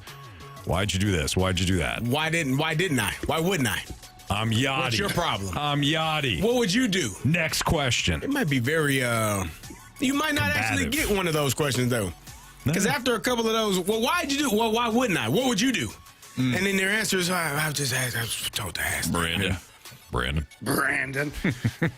You might not have any questions, so quit asking. Wait, why do we... Have we, sorry, Marcia, go ahead. I was just going to ask, why do we keep asking or speculating whether or not he wants to be a manager when he's like flat out said, I want to be a manager in Major League Baseball? That's a very good question, Marshy. Yeah. Damn good question, Marshy. Does he know that he has to talk to the media every single day? I would assume he- so. I He think he played does. X amount of years in Yeah. Major League Baseball. I think he knows, Andy. He probably knows How many that. times did he speak to the media? Whenever he felt like it. He knows. He knows. How can you not know? If we know, he knows. All right. Are we, are we missing something obvious maybe? Because I thought about this yesterday too, is we all think Yachty's eyeing Ollie Marmol's job. Could we possibly be missing the obvious that he really wants to just take over from Chaim Bloom at some point? I don't. No, I don't think so. I don't think that's. No? Hot garbage, Jamie. Hot, stinking garbage. Hit the buzzer, Marshy. I'll hit a buzzer up for that one. Yeah. It was creative. I'll give you that. It was very creative. We all know that Gers is next in line for that one. All right. Very true. Speaking of next in line, how about Jobu's rum? We haven't heard from Jobu since Jamie killed him at the tail end of last year. No This wonder is Jamie's no fault. wonder the Blues stink. Yeah. Jobu's rum. Hot take. The Cardinals will be the worst team in the NL. In the National League? Like not in the Central, like in the entire The National League? National League. The Rockies, are they still in the National League? Yes, sir. Okay, yeah, no. I'm good. Nah. Hot. Don't do it. Don't do it. Yeah. Nationals? Yeah, we're good. We're not gonna lose more games than those guys. Hot garbage. Thank you. Hot garbage. We're going to win the National League Central this year. Hot garbage. All right, moving on, guys. Moving on. Let's get to those Blues. Grant Francis fan club. Hot take or hot garbage. The Blues are the late 2010 Avalanche. Avs thought they were out of their rebuild. They had made the playoffs. Then they took a gigantic step backwards. That bad season led to drafting Cale Makar, and that put them over the top. Now, I don't think the Blues have a McKinnon or Landeskog in the system, but they have better depth in goaltending than the Avalanche did. Getting that top pick this year could be that missing piece. Hot take or hot garbage? Oh, after you describe it like that, Jamie likes it. it's hard not to think that that's a hot take. It's not what they want to be doing, that's for sure. But at this point, when you're finding yourself way out of the playoff race, and it doesn't look like consistency is going to be changing that much in the foreseeable future, you might as well go get what you believe to be a star player or just a huge piece that you can build around or add to your team moving forward. It is going to be a very top-heavy draft this year in the NHL. The top 5 to 8 picks are going to be really, really good players. So where you find yourself in that mix could change a lot about your team. Hot take or hot garbage? Even though Major League Baseball has so few players enter the Hall, the NFL Hall of Fame voting structure is worse. The NFL voting? And all writers? Yeah. I don't think it's worse. I don't know if it's worse. I don't think it's worse for this reason. I think that with baseball, it's so heavy with statistics, whereas football, baseball fans romanticize about these statistics. They just mean so much more. Whereas in the NFL, you can kind of play to the context and the storyline and maybe even a narrative. Mm-hmm. You don't necessarily need the statistics. I don't think it's worse. Plus, you don't have the steroid allegations and all that to contend with, and it leaves so much open for debate. You let Carlos Beltran in because it's okay to bang on the trash cans. That you don't let some of the PED guys in. Like, who knows? I don't know. Yeah, I think it's a little rougher. That seems kind of weird, doesn't it, guys? Like, you've got a guy who literally busted for cheating, like blatantly breaking the rules of baseball. And you've got other guys who will call it cheating with the PEDs, even though baseball wasn't enforcing nor even sometimes talking about that rule. And you let one guy in and not another. It's kind of weird. Very weird. It's unfortunate. All right, let's do one more here. Frustrated dad, hot take or hot garbage. If the Broncos win the Super Bowl, Bo Nix is Carson Wentz. Oh, that's hot garbage. For Jared Stidham? Let's talk about it next on 101 ESPN.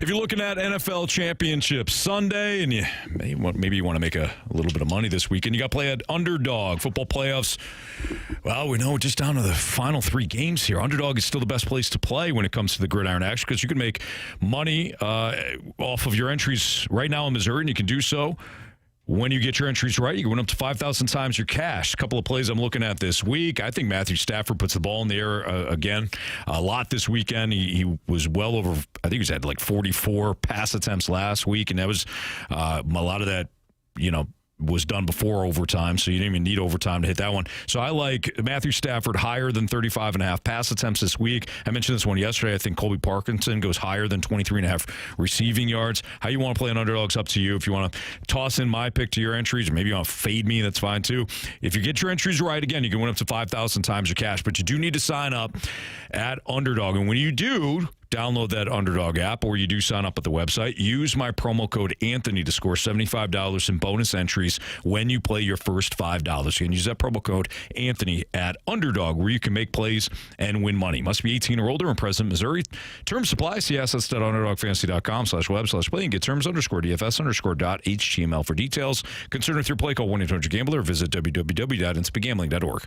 An amazing healthcare system is located here in St. Louis. It's nationally renowned as a top-tier health system for its brilliant clinical care, amazing quality, and great experience. It's St. Luke's. St. Luke's is one of America's 100 best hospitals for women's services, in the top 10% in the nation for knee and hip replacement, and one of America's best hospitals for maternity care. But we don't pursue excellence for praise. We do it to ensure you have better outcomes. Experience healthcare the way it should be. Experience St. Luke's.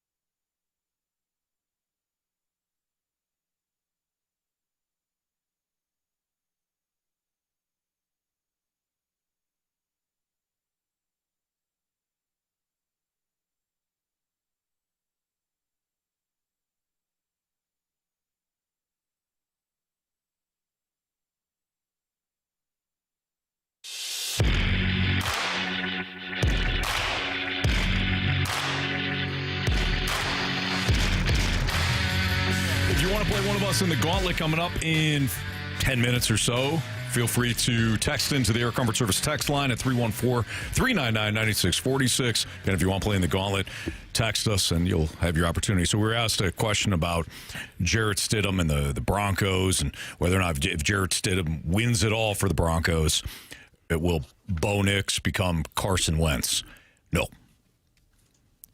No chance. Nah. 0.0 chance of that. Even though Carson Wentz was on the path to be the NFL MVP. He was. Before he tore his ACL in Los Angeles. Was it in Los Angeles? He was diving in the end zone in L.A. Yeah. He's having like an MVP season, as you just mentioned. He was on his way. He certainly was. Nothing compared to what Kevin O'Connell did to him this year. Well, that was rough. He had one arm out there, man. Yeah, he was struggling. I could barely move. That was bad, I went man. to my first Vikings game at the new stadium this year, and my quarterback that I got to watch was Carson Wentz. Against the defending champs. Against the defending champs. And you still almost won. They almost won. They almost came back. And you know what? He made a great play where he ran and got a first down late in that game to extend the game. Mm-hmm. Yeah, I think a couple other plays where was that the game to his spine almost burst? No, that was against the Chargers. Oh, okay. Bad. All right. That was a bad game. Yeah. He got crushed. He was out there. A lot. Anyways, I don't think this is exactly the same situation here with Jarrett Stidham, because we could talk about backup quarterbacks that came in off the bench and won it all, Guys like Nick Foles and Kurt Jeff Warner Hostetler. and Tom Brady, Doug Williams, like all these guys. This dude hasn't played all season. In 2 seasons. Thank you. 2 seasons. Well, stay corrected. He's well rested. He is well rested, but this is not an apples to apples situation here where, like Nick Foles, he played a couple of games at the end of the year before they went to the playoffs, got a couple of playoff victories, didn't play well, but then eventually went to the Super Bowl. Touchdown and won it all. pass. No, I was in the Super Bowl. He played very well in the Super Bowl. Yeah, he caught was a touchdown pass. He was lights out in the Super Bowl. He played like crap the previous 2 weeks. He was warming up, Anthony. Was he? Getting revved up. For Actually, when you it know counted. what? He didn't play like crap against my Vikings, the in the Vikings. NFC Championship game, Anthony. I don't know what you're talking about. He played awful football in the final month of the season. An awful game in the divisional round. I saw it. And then very well for 2 games. NFC Championship game, you're right, Marsh, and the Super Bowl he played well. all that mattered. Again, not the same. Jarrett Stidham hadn't played in 2 years. It's been a while. Been a while. Yeah. And who drafted Bo Nix? Sean Payton. Sean Payton. Okay. Yeah. No. If he winds up playing well, maybe the Broncos dangle him. Say, hey, this guy just won a Super Bowl. Or this guy got us to the Super Bowl. You might want to give us a first-round pick, Browns. Something like that. If I'm Bo Nix, I'm taping that thing up and playing. It's a broken ankle. Ain't gonna get more broken. It's your ankle. He ain't running. Yeah, I mean, he does run. It's kind of Get in his shotgun. Hey, man. Get in shotgun. Set up. Make your read and throw the damn ball. Are they going to Byron Leftwich it? Yeah, Just carry him his for ass. first- He can down the hop. First down. He's young. Got one good leg he can hop on.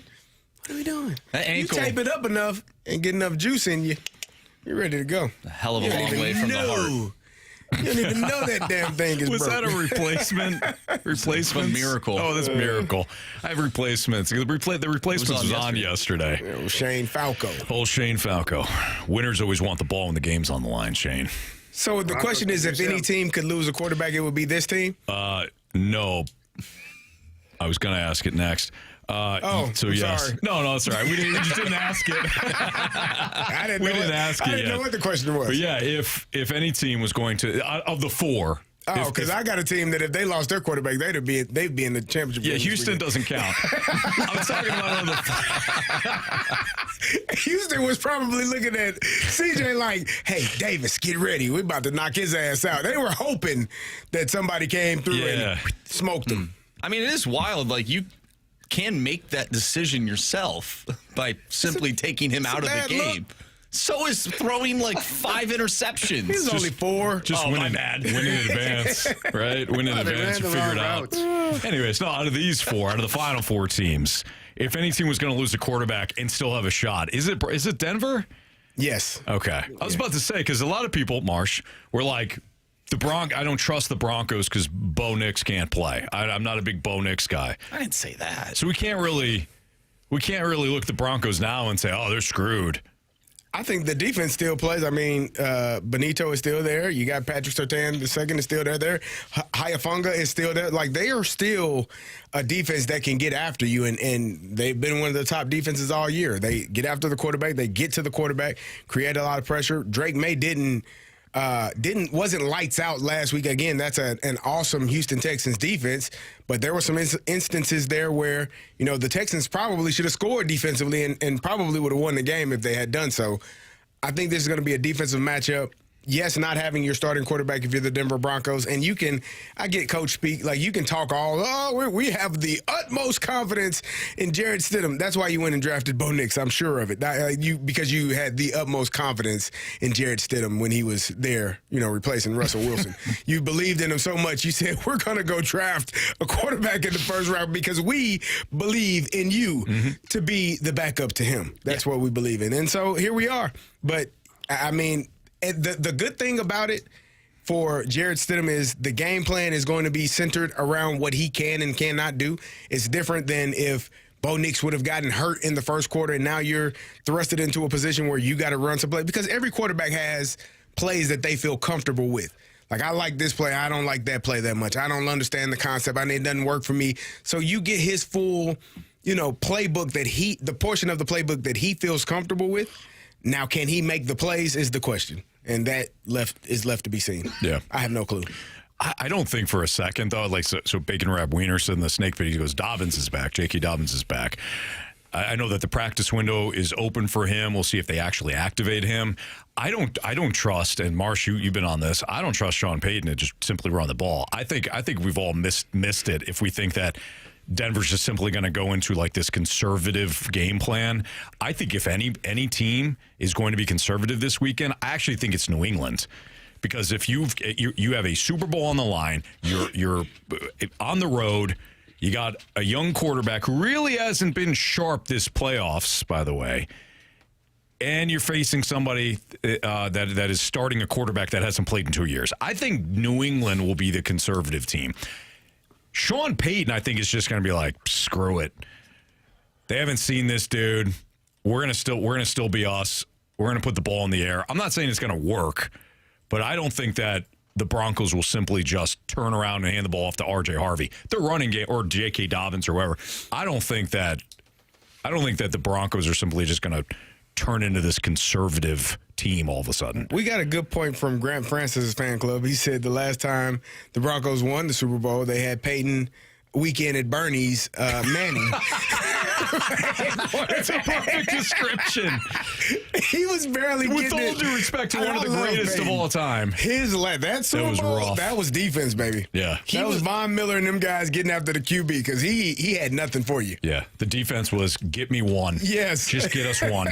What wasn't he the backup that year? Well, he started, and then he eventually, because he was playing so badly, became the backup to Brock Osweiler, who got himself paid because he played mediocre for 5 or 6 games, and then Peyton took back over again at the end because Brock turned into Brock.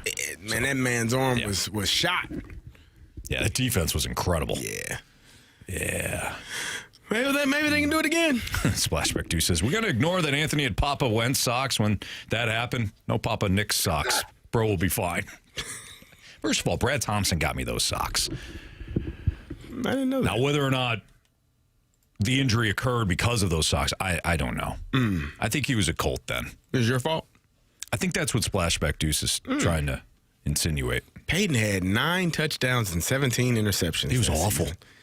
He was awful that year. He started 10 games and Brock started 8. I forgot about that. Yeah. Jeez. Yeah, he didn't play the entire season. That was a struggle. It was struggling. When your parents tell you the defense wins championships, they're not lying. They point to that. Yeah. That and the Baltimore Ravens in 2000. That team beat and the 85 Bears, of course. That team beat another team that had a game changer as their quarterback. The one and only Tom Brady in the AFC Championship game? No, I was talking about the Super Bowl, Anthony. Oh, the one and only Cam Newton. I'm not going to dive on that ball, even though You it's weren't Super there, Bowl. Anthony. You weren't there. You don't know how that went. I was sick as a dog that Super Bowl, but I know I saw that. You don't know how it went. You know what I mean? I was high on cough medicine, but I know through the haze that Cam Newton should have jumped on that football. Nah. Maybe. He made a business choice. He certainly did. You were sick as a dog? I was sick that Super Bowl. Very How sick. sick is a dog? Why do we say that? Because dogs get sick. You know, Jamie. Yeah, but do they ever really realize it, though? Yeah, they tell you. No, they don't. Through their barks. But the bark changes tone, does it? No, they tell you through the barks how sick they are. You got to pay attention, Jamie. Yeah, he doesn't know. You know, a guy that's got two dogs. I would think you'd know this. Yeah. I can Google Translate. We'll figure out what that dog says. There you go. Have they invented that yet? What is my dog saying? Wait, they got the new AirPods. Have you guys seen these? I just bought them.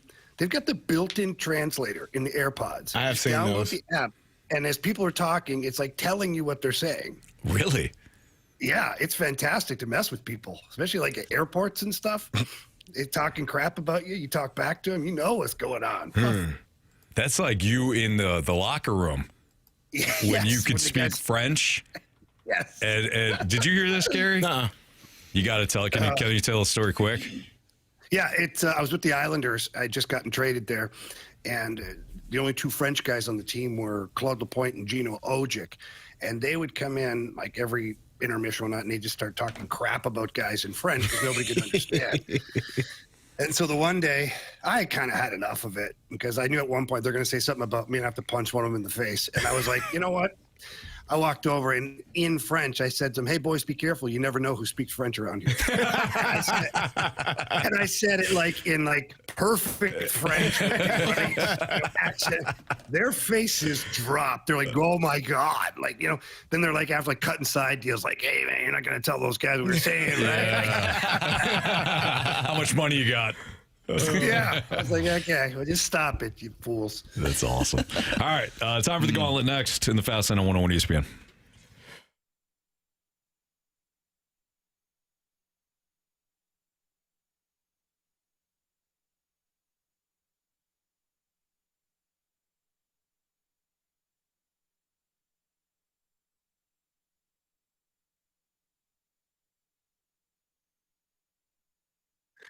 My friends over at Circus Sports, I've got a lot of things going on right now. Derek Stevens is talking about all these awesome contests coming up, the Super Bowl, all those things. It's going to be a great, great month of January with Circus Sports. And now you can download the Circus Sports app. And it's available on the app stores or the Google Play stores. Just get in there, click on the white logo. That's the one that works in the state of Missouri. And you can start betting. And you can get in on the action, whether it's the NHL. Like tonight, we talked about a few games. I like the Golden Knights versus the Bruins at -140 on the money line. Montreal Canadiens -130. They're scoring a lot of goals lately. Against the Buffalo Sabres. Just great odds. In fact, the best odds of any app that's out there right now is available on your Circus Sports app. Got tight money line splits, and they celebrate the winners. That's important because there's a lot of companies out there right now that are blocking or limiting bettors because of their success, not Circus Sports. They cheer you on. They want you to keep winning. They love seeing everybody happy. So remember that when you're downloading your app today. You can also visit them at circusports.com. Got a lot of stuff going on over there. Daily, weekly, monthly. Just an awesome group at Circus Sports. Must be 21 or older. Gambling problem? Call 1-800-GAMBLER.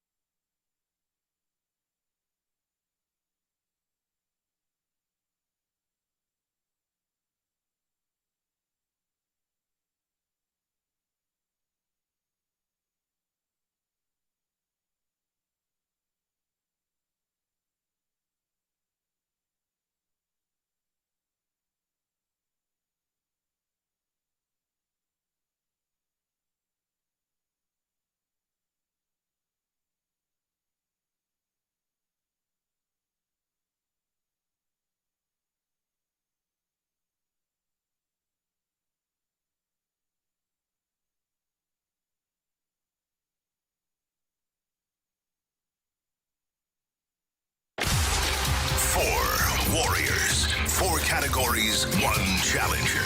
Can you survive the Gauntlet? Brought to you by Blue Note Roofing. Roofing, siding, and gutters. Visit BlueNoteRoofingSTL.com for a free inspection. 4:05, your time check is brought to you by Clarkson Jewelers, an officially licensed Rolex jeweler with Jamie Rivers, Andrew Marsh, and Kerry Davis. I'm Anthony Stalter, and we welcome Dennis into the Gauntlet. What's up, Dennis? Hey, guys. How's it going, man? It's going great. Appreciate you listening. Thanks for playing today. Would you like to take on Jamie, Marsh, Kerry, or me in the Gauntlet? Anthony, I think I'm going to take on you. Okay, sounds good. All right, man. Good luck to you. All right, Anthony, get the heck Good out of luck to here. you. Thank you. Get out of here. Dennis, Anthony is heading to the cone of silence. Tell Marcy to spin that wheel. Spin that wheel, Marcy. All right, Dennis, is there a particular category that you are looking for? I mean, I'd take random. Well, you didn't get random. You actually got Marshy? Football. How you feel about football? Okay. Football will be all right. Anthony's tough, though. He is very tough. So you know how this goes. We'll give you 4 questions. If you answer them correctly without the option, you get 2 points. If you answer it correctly with the option, you get 1 point. And if you answer incorrectly, you get 0 points. Are you ready to roll? Let's go. All right, here we go. Marcia, you sent those over to Mr. Rivers? I just sent it. It just said delivered. All right, you got it, Jamie. Here we go. We're good. All right, question number 1. Name the last team that Indiana lost to in the college football playoff last year. Option. Is it Ohio State, Notre Dame, or Oklahoma?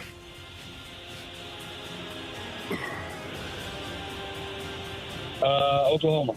Final answer. All right, question 2.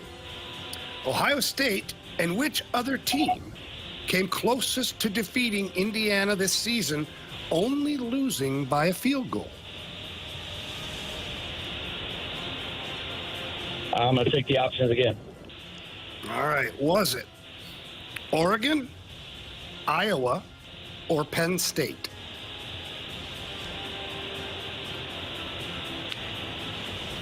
I'm going to say Penn State. Final answer? Final answer. Question number 3. Name the only team the Indianapolis Colts lost to through the first 8 weeks of the NFL season.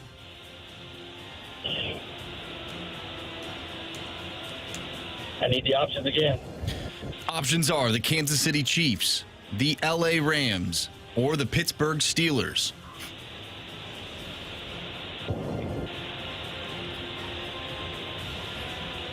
I think it was the Steelers. I'm going to go Steelers. Final answer. Final question. Which NFL quarterback threw the most interceptions this season?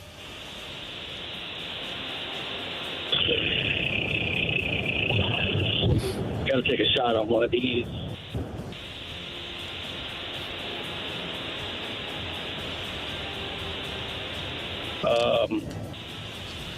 You know what? Give me the options just to be safe. Is it J.J. McCarthy, Geno Smith, or Tua Tagovailoa?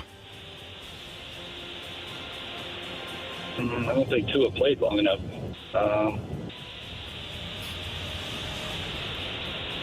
Say the options again. J.J. McCarthy, Geno Smith, or Tua Tagovailoa? I'm going to go Geno Smith just because I think he played more games. Final answer. All right, we'll get Anthony back in here. Dennis, how do you feel? Not good. Not good? Well, Anthony is, we'll see how it goes. You never know. These are tricky and tough questions sometimes, and maybe Anthony is either on his A game or he isn't. Anthony, are Maybe you not. on your A game or not? I am. All right. Oh, boy. I don't know. How's it going to silence? Good. T-Bone was hanging out. Oh, you and T-Bone hanging out in there? Yeah, well, he's for a little bit. Oh, okay. T-Bone's working hard these days. Yeah, I see it. Yeah. Marcia, you want to tell him? Yeah, pack a lunch. Okay, you got football. Okay, I like football. I know you do. I don't know if you like this football. Okay. You ready? Yes. Name the last team that Indiana lost to in the college football playoff last year. Notre Dame. Final answer. All right, question 2. Ohio State and which other team came closest to defeating Indiana this season, only losing by a field goal?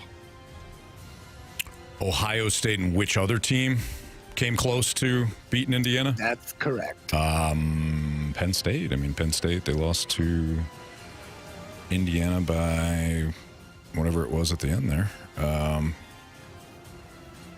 overlooking anybody, right? Iowa played them tough, but I don't think that tough. Penn State, final answer. Question number 3. Name the only team the Indianapolis Colts lost to through the first 8 weeks of the NFL season. Ooh, that's a good question. Okay.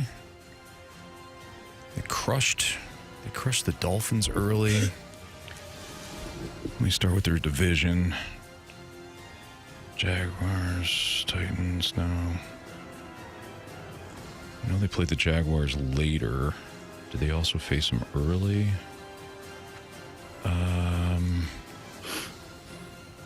You know what? I don't want to ask you. Yeah, I'm going to have to ask for the options to narrow these teams down. Options are the Kansas City Chiefs, the LA Rams, or the Pittsburgh Steelers. The Steelers did beat them, but that Rams game was early because I know we talked about for a while. Well, the only game they lost was the Rams. It was on the road. It was close. And I'm pretty sure that Rams game came before the Steelers. So Rams, final answer. Final question. Which NFL quarterback threw the most interceptions this season? Who threw a lot of picks? Kirk didn't play enough.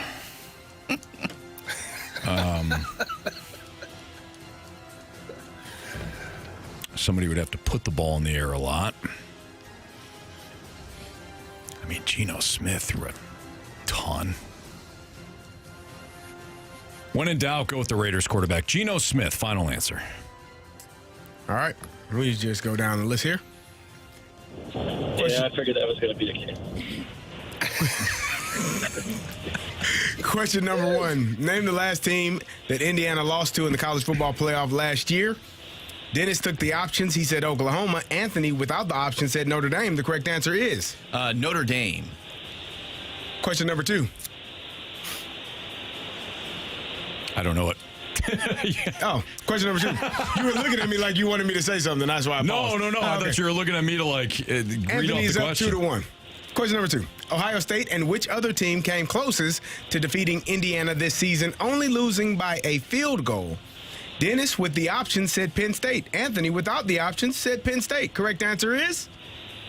Penn State.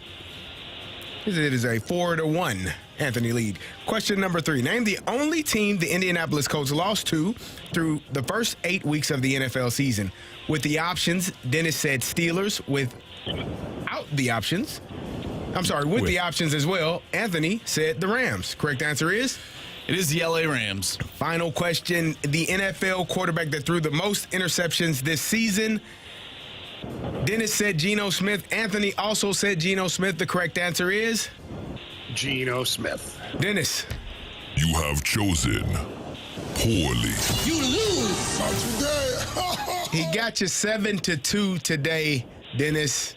It's in his wheelhouse. It happens sometimes. I didn't get skunked. I didn't get a goose egg. So. You did No, not. you didn't. Yeah. Heck, you got half the nice answers job, right. Anthony. Nice job, Dennis. Nice job, Good man. job, Dennis. Yeah, I would have got you in random. I don't think there's any doubt about it. I don't think there's any doubt about it. That's what I was hoping for. Yeah. That's what I was hoping for, but that's all right. Thanks, man. Thanks, Dennis. He had Appreciate you guys. Appreciate you, man. Thank you. Thank you for listening. Thanks for playing. Dennis had the right approach, and I'm sure any listener that's listening is like, man, if I get Anthony in random, I got a chance. Any of us in random. Like, it's literally random. It's hard as hell. Yeah, but me specifically, I don't know what temperature waters, boil that. I think you have put yourself, like, I think you get psyched out. Yeah, like the nervousness of a test taker. Yeah. Like you're starting to psych yourself out about random before you even sit down and hear the questions. Like when you hear random, you're like, oh God. Yeah, man. I don't like you profiling me even when you're spot on. I think that's what you do when it comes to random. I think you're right. You Anthony. Oof. Hey, come on, man. You have to beat him like that. You smoked him. You did have to? You know what? He got 2 of the 4 right. That was one way to spin it. He did. He got 2 of the 4 right. 4 right. Yeah, well. And only needed an option on one of them. I got lucky. Nah. And I think you knew the Rams one. You just kind of. Yeah, I didn't. I mean, even if I went through all the options, though, went through all the teams. I don't know. Narrowing it down, I think, was the right call there. Anyways, all right. Good job, Anthony. Thank you, Carey. I appreciate you. What do we got next? We got Jim Montgomery at the bottom of the hour. So in 15 minutes, we'll go Jim Montgomery, but we got what's trending coming up next on 101 ESPN.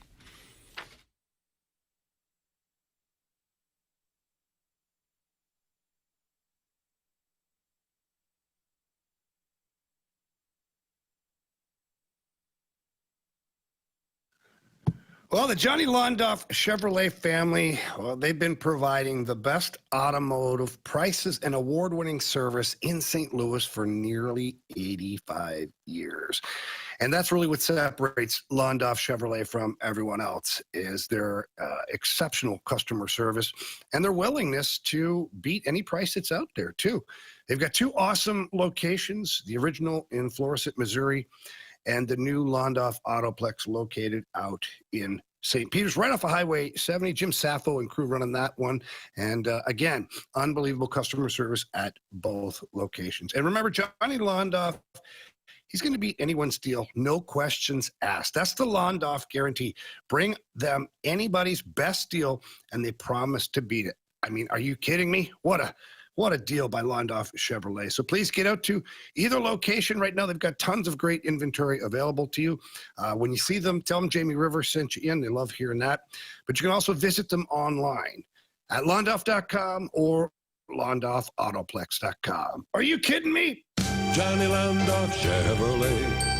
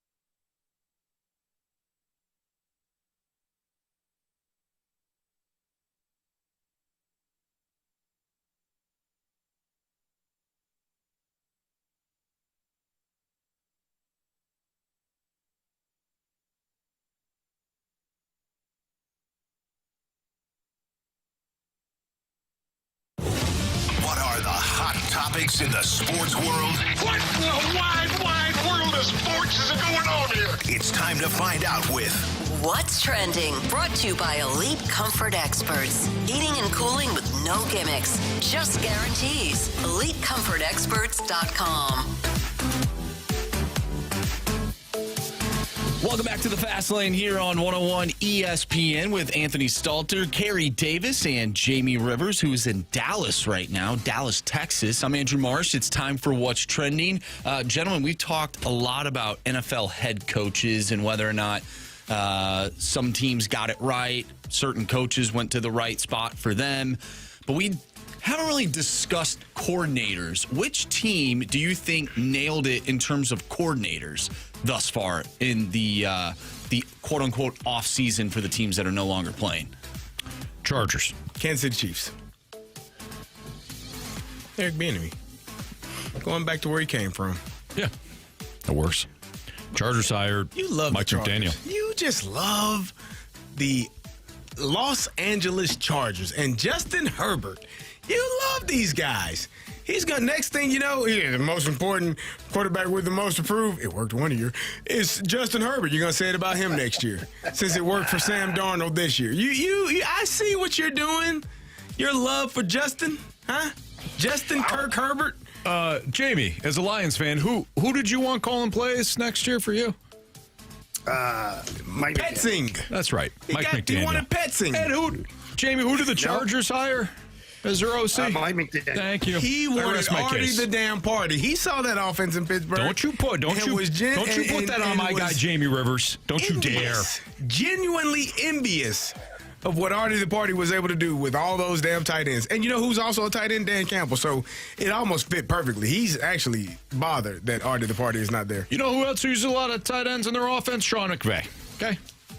Seems to be work just fine for him. Fine for him. I don't know why. Not so much for Artie the party. I don't know what Artie the party's doing. I'll tell you what. The next passing concept that he uses will be the first. You know who else? You know who else was? I thought Artie the party was calling the plays for Miami in the national championship game. Zero pass concepts in that thing. I mean, zero. You look at that last play. When Carson Beck thought it was the single high. That was just a terrible. It was a terrible read. Throw. But even if it was, what's the underneath option on that? It wasn't one. Thank you. There wasn't one. That was pure Artie the one-man party. He had no clue where the safety was. No. Sometimes I worry about old Carson Beck sometimes. Sometimes he doesn't look like, somebody said he looks like Steve Buscemi, which now I can't unsee. I can't unsee it. He's only been in college for 10 years. My buddy Mark texted me that last night. He did the Carson Beck asking for another year of eligibility. It was Steve Buscemi in a Miami uniform. Man. I can't unsee it. That's terrible. It's throwing me off. It's terrible. Speaking of the LA Chargers, their defensive coordinator, Jesse Minter, is now, according to Adam Schefter, the Baltimore Ravens head coach. Wow. Jesse Minter. That was a great fit. I think that's an excellent hire. Jesse Minter.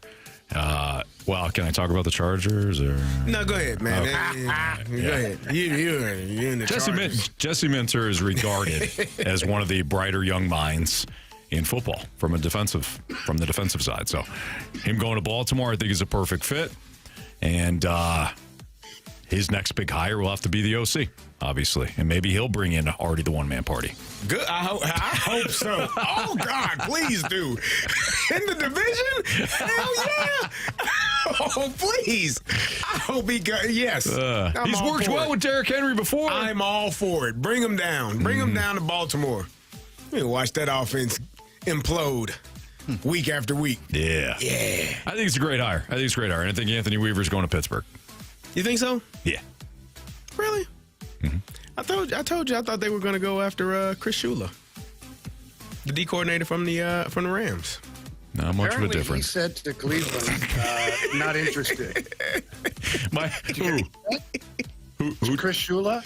Oh, he really? Said to Cleveland, they offered a job interview. Or I don't think they offered him the job, but to talk to him. Yeah. And he basically said, "Nah, I'm good." Yeah, I don't blame him. So, I've been reading up, obviously, like the reaction going on with in Atlanta when it comes to hiring. They just hired Tommy Reese as their OC, and Kevin Stefanski and Falcons fans are losing their ever-loving mind, right? Because it's the two guys in Cleveland. What does it say, though, that Mike McDaniel was like, I'm going to go ahead and withdraw my name from a head coaching opportunity in Cleveland to take an OC position with the Chargers. Yeah. And then you've got the Rams DC, Chris Shula, saying, you know what, I'm good. I've never been a head coach before. I know there's only 32 of these things, but I don't want to go to Cleveland. I don't blame him. Like, yeah, Cleveland, I would go to Cleveland. I would go coach the Cleveland Browns right now. Me too. Yeah, you hire me. You remember the deal. Give me that Call paycheck. me. Call me. You remember the deal, Kerry. I'm available. To all of us. I get it together, man. That defense, we guess what we'd do? We would run the damn ball. We're just going to be clock. We're going to control this damn clock. Mm-hmm. We might not score, but you ain't going to have much time to do anything. Jamie on special teams. We're going to be real good, man. Yeah. Real good. Baby. Yeah. Downhill. Give me a couple of gunners. Yep. He's already got the lingo down. He's ready. All right, Jim Montgomery's going to join us next. Blues head coach. We'll fire off some questions for him as his Blues prepare for the Dallas Stars tomorrow night. Jim Montgomery next on 101 ESPN.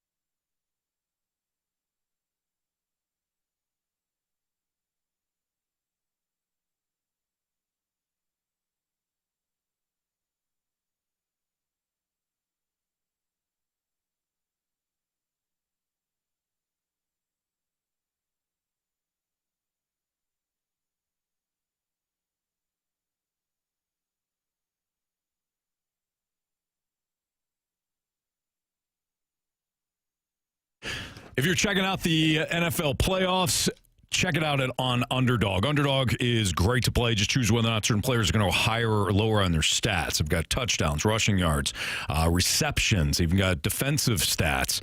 Get those entries right, and you can win up to 5,000 times your cash. So stop telling your buddies about how you knew that a certain player is going to go off or a certain player is going to stink in a certain matchup, and actually play at Underdog. I like Jackson Smith and Jigba to go higher than 6.5 receptions this weekend. I think they're going to have to throw the ball a lot more than they did last week against San Francisco when Kenneth Walker had his big game. I also think that any way you go with Puka Nacua will be a great option as well, whether it's receptions or touchdowns.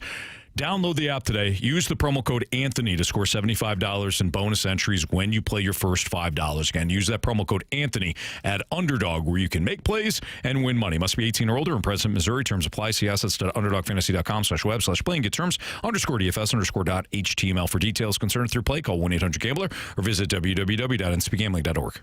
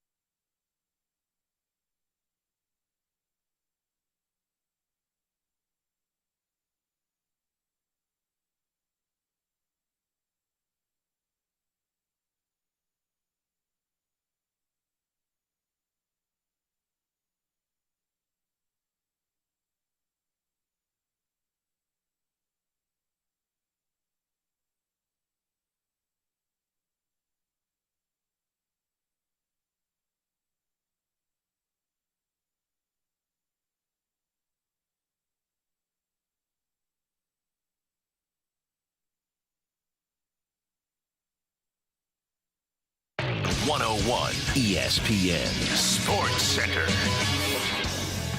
I'm Andrew Marsh. It's time for a Sports Center update brought to you by Saliga Heating and Cooling. Blues back in action tomorrow, taking on the Dallas Stars. You can listen to that game right here on 101 ESPN. Pregame starts at 6. Puck drop is at 7. Blues head coach Jim Montgomery will join us next right here in the Fast Lane. I'm Andrew Marsh, and the Sports Center update is brought to you by Saliga Heating and Cooling, a Daikin heating and air conditioning dealer.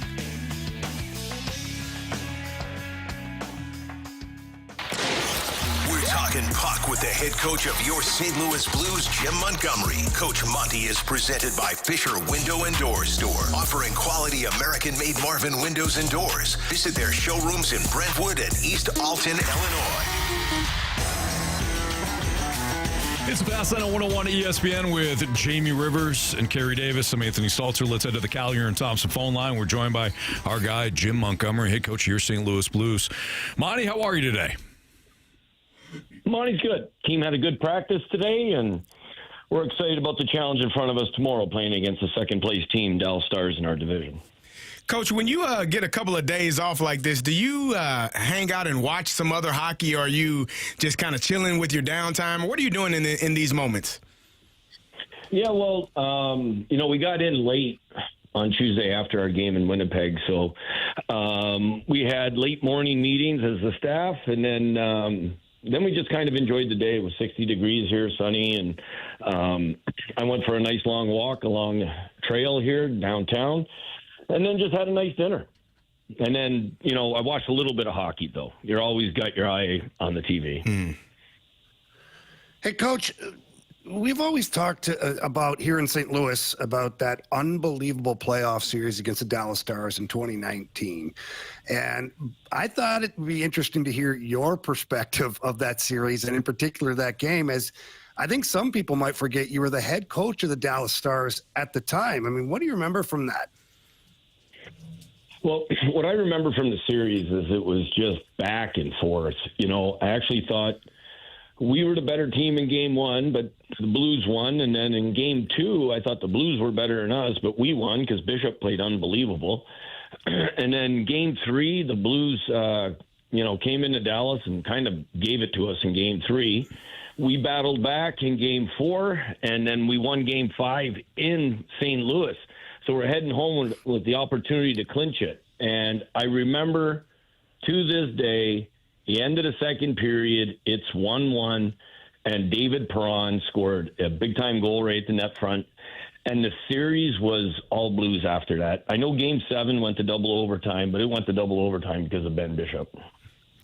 Coach Jim Montgomery joining us right now on the Fast Lane on 101 ESPN. Coach, I know you're always looking to make adjustments and try to get the team back on track. My question for you is, where does it start, though, as a coach? Does it start with film work, trying to find different adjustments there, or do you start with the players and gathering some information from them before you make some decisions? Yeah, I think it starts with the players.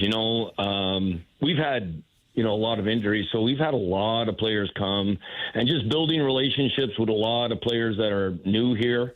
That's part of it. And then also, getting their feel for, where they're at mentally and stuff. And then number 2 is, increasing our competitive levels. Like, no matter what your team is, offensive team, defensive team, you have to compete for pucks. Coach, you all had some shuffling around on the coaching staff. Steve Ott is no longer with you. He's down with the Springfield team. And how does that change your day-to-day philosophy? You're down one coach. Does it make it your workload a little bit more, or do you pass that along to some of your other coaches? Well, it makes everybody's workload a little bit more. Steve Ott was he's an incredible coach, and he covered a lot of ground for us with the power play and the offensive zone play, forecheck, and meeting with a lot of players, working with our centermen. I mean, there's so many things he did that helped us. And so when you lose someone like that, you got to cover all those spots, and that's a shared responsibility. Coach, we just talked about Steve Ott, now head coach in Springfield, and we talk a lot about NFL coaches and their defensive and offensive coordinators, and just how rewarding it is for some of those head coaches to have a coaching tree under them where guys go on to be successful on other teams and be head coaches.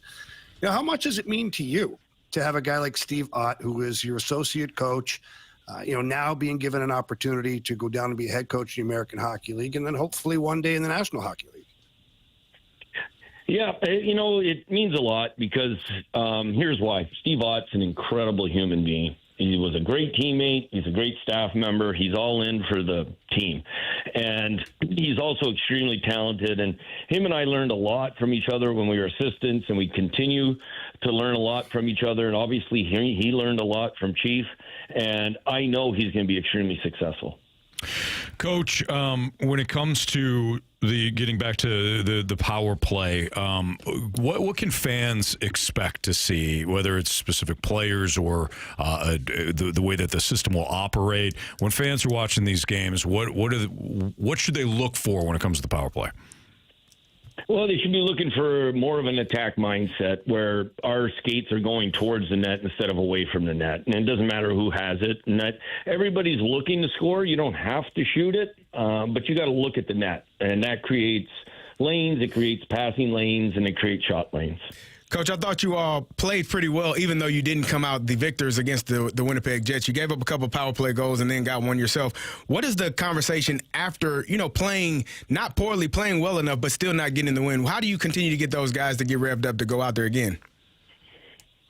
Well, even our young players like Snuggerud and Mayu and Dvorsky and Stenberg, they're 20, 21, but they're men, and you got to treat them like men. And we played a real competitive game, 5-on-5. We had a good game, but there's no moral victories in the NHL. You don't pat yourself on the back for being close. So we have to elevate our game. We have to get more comfortable making plays defensively and offensively. That's going to lead to more success and better results. Yeah, Coach, speaking of results, the results on the road recently, not great for you guys. You got a huge test tomorrow night here in Dallas. It's a good hockey club. But, for you guys going into this game, how do you forget about, the way things have been going? Or do you even think about it? And then how do you change things moving forward for tomorrow night against a really good opposition? Yeah, well, we just try and stay in the present, and when your mindset is on the present, you're not thinking about, where things went wrong. Now, it's easier said than done. And, when you're playing a formidable team like the Dallas Stars, we're going to have to make sure we're above the puck because they got tremendous speed and transition. The last one for me, Coach, is, look, we know where you guys are at in the standings and things like that, but how do you approach this group right now, just before the Olympic break, on how to battle and keep going here, knowing that in the standings it's not looking great, but you can't sit there and cry into your pillow at night. No, what we're doing is we're trying to build an identity of a hardworking team that St. Louis can be proud of. And that's our motto right now, is we're trying to make sure we out-compete teams, that we're doing the best we can when we're out there to out-compete, win one-on-one battles, win face-offs, so that we can start building our game. And then sooner or later, you're going to start winning a couple on the road, and then the momentum starts swinging. Coach, we know you got work to do. We appreciate that you join us on your off day, and we'll be watching tomorrow night. Thanks for joining us. Thanks, gentlemen. All right, that's Coach Jim Montgomery here in the Fast Lane on 101 ESPN. Jamie, I don't know if we had an opportunity to necessarily talk to you about how the power play could look. I know you have broken that down many a times before, what you would like to see, things that we might see. Going back to the last game, what did you see that was different from what the power play looked like under Steve Ott? And then what do you think we'll see moving forward, whether it's players, system, technique, tactics, whatever? Yeah, I think, look, it's hard. There wasn't a whole lot different. You're not revamping things. And this is what I said to a number of people is just because the power play wasn't successful under Steve Ott, and Jim Montgomery is coming in now, it's not like it's going to drastically be able to change night and day. If nothing else, what it does, it brings a more awareness to the group that not getting the job done accordingly. And the one thing that I know that Steve Ott wanted to see, and I know Jim Montgomery wants to see, is more pucks to the net. more opportunities to score goals. I mean, too much passing it around for too long, too many high-risk passes into areas that are kind of covered. Don't call those hope passes. You hope to get to the guy. Well, no, it ain't going to happen. So make it simple. And you saw the other night, it went from low to high, Dvorsky to Falk, 2 strides to the middle. That forces a guy to respect his shot because, Justin Falk will shoot the puck. And in doing so, it opened up Jordan Kyrou, who was set there for a one-timer, and they executed. He passed it in the right spot so Jordan Kyrou could one-time the puck, and it ended up in the back of the net, and Jake Neighbors right at the top of the blue paint screening the goalie.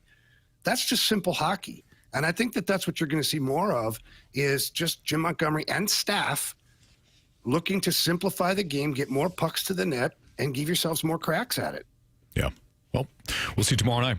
You got Stars, you got Blues, and Jamie, I'm glad you asked too, Monty, about the series. Not that he wanted to relive it, but I had temporarily forgot that he was the coach for the Stars during, of course, the Pat Maroon hometown hero baby game in the series overall. And what a performance by Ben Bishop and Jordan Binnington in that Game 7, just absolutely remarkable. Yeah, I was talking with Monty a little bit about it yesterday, and that's kind of what sparked the question today. And we laughed because he said if Jamie Benn was a better skater, we would have won that game because he had that wraparound attempt where his edge work wasn't perfect, and so he fell short on the wraparound. So we laughed at if his edge work was any better, they'd have been moving on in that series. Hey. Comes down that close, baby. Those games come down to stuff like that. Mm-hmm. That's for sure. All right. It's Fastlane on 101 at ESPN. There were 10 openings in the NFL for head coaches. There are only 2 openings for general managers. What's the NFL telling us about that position? And is it shifting more toward another league that has front offices that basically run things? That's next on 101 ESPN.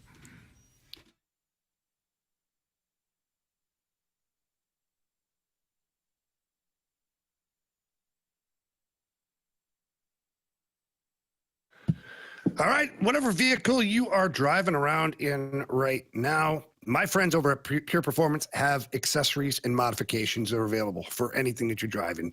I know we always look at, Jeeps and the Broncos and the pickup trucks and like those off-road packages, lift kits and things like that. They've got something for everything out there. SUV, car, even minivans have accessories available over at Pure Performance. They got everything inside there. They got 25,000 square foot facility. It is the largest showroom in the area. It's easy to find too. Right off of Highway 70, take the Cave Springs Boulevard exit. Get inside, ask for Shelby, tell her that Jamie Rivers sent you in. She's going to ask you what you're looking to accomplish with your vehicle, and then you can walk around that 25,000 square foot facility and pick out anything you want. And Pure Performance is going to do one heck of a job of installing it for you. And let's not forget, they also have a full service garage. So any work that you need done to your vehicle while you're in there, just ask them. They'll take care of you. I promise that very much. So please visit them today or as soon as you can. In person or visit them online at pureperformance.com. That's pure P-U-R performance.com. Ouch! Checked from behind. Man, that's gotta hurt. I'd hire Morgan and Morgan if I were them.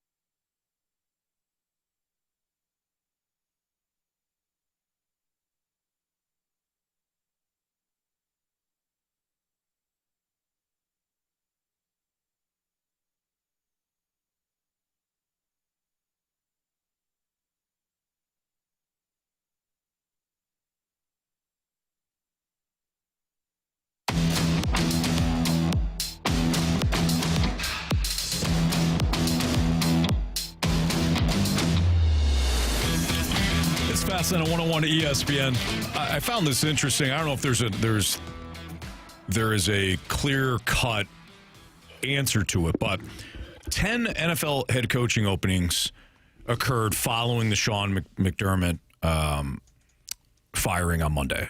Or actually, I should say, after he was fired. 10 officially became the number here. But only 2 openings for general managers. I wonder if this is telling us that the NFL is shifting more toward the rosters are good, we just have to find the right head coach. Which is interesting because Major League Baseball operates in a similar way. Because some of them rosters ain't good. Yeah. Major League Baseball, most teams are now run from the front office, and the managers just kind of managing the vision of what the front office had for the roster. A lot of times, here's your analytics, here's this. I wonder if we are shifting now toward certainly the coach is king. That's done. The Bill Belichick. I mean, outside of your like John Harbaugh, who just took over. He's cleaning house. But even Andy Reid, I mean, he works very, very well with Brett Veach. I think that's what you want. You want that synergy between your front office and your head coach. But when you're firing the head coach and keeping the GM, you're essentially saying the roster was fine, the head coach wasn't.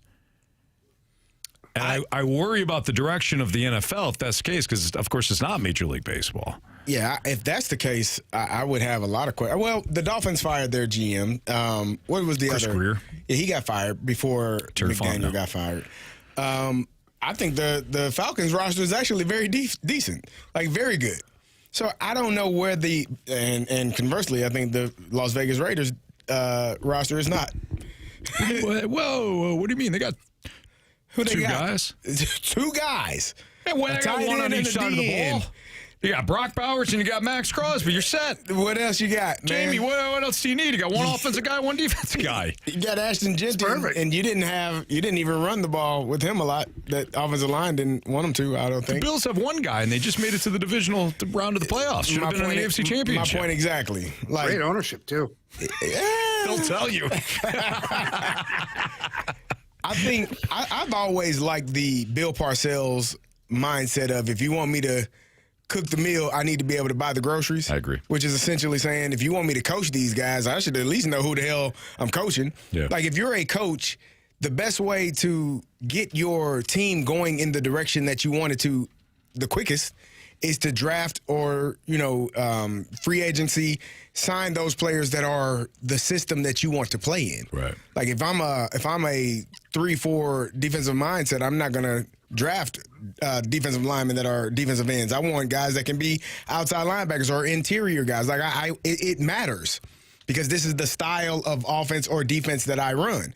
And so if the GM and the head coach are not on the same page in terms of what is in the best interest of our coaching staff and what do they want to do. Now, you still got to find good players, and you don't pass up a player that is extremely talented or great because he doesn't fit the system. Then, head coach, you figure it the hell out. Well, that gets back to what Mike Tomlin always says, which is you have to run to coaching. Yeah. I run to coaching. I want to coach these guys. Right. It's not like some of these other coaches throughout the league he was talking about, but I would even apply that to other sports where it's like, what do you want me to do? This guy can't do it. Well, yeah.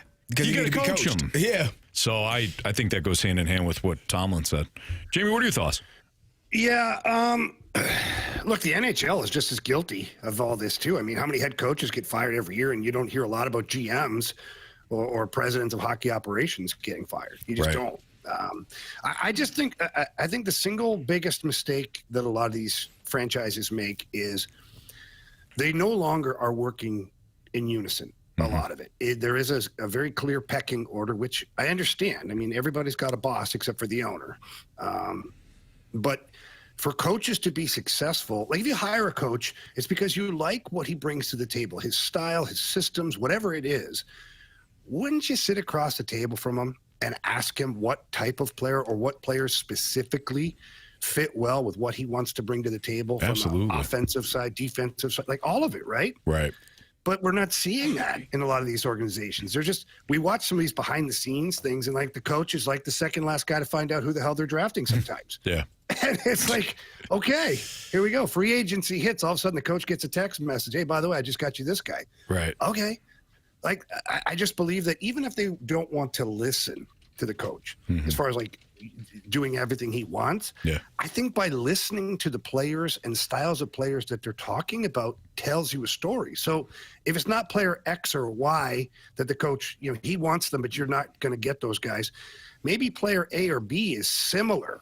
And you go, okay, I didn't get you this guy, but I got you this guy, and he plays a lot the same way, or the stats are comparable, got him a little cheaper though, or didn't have to give up as much for this guy. Yeah. I don't know. I just think a lot of that has been thrown away to where now it's just like it's my way or the highway, and if you're no good at it, I'm firing you. Yeah, definitely. I do think that part of the GMs or maybe some of the friction or miscommunication is, even if I do get a player who you may not want, you got to coach them, right? You still have to be able to, work around or work with this player because this player is a dynamic player and we're not moving on from him. The person that comes into mind most, like pops into my head the most, is Wade Phillips when he got hired as the defensive coordinator of the Rams. Notorious 3-4 guy. He's going to the Los Angeles Rams, and they got Aaron Donald. Guess what you're not doing, Wade?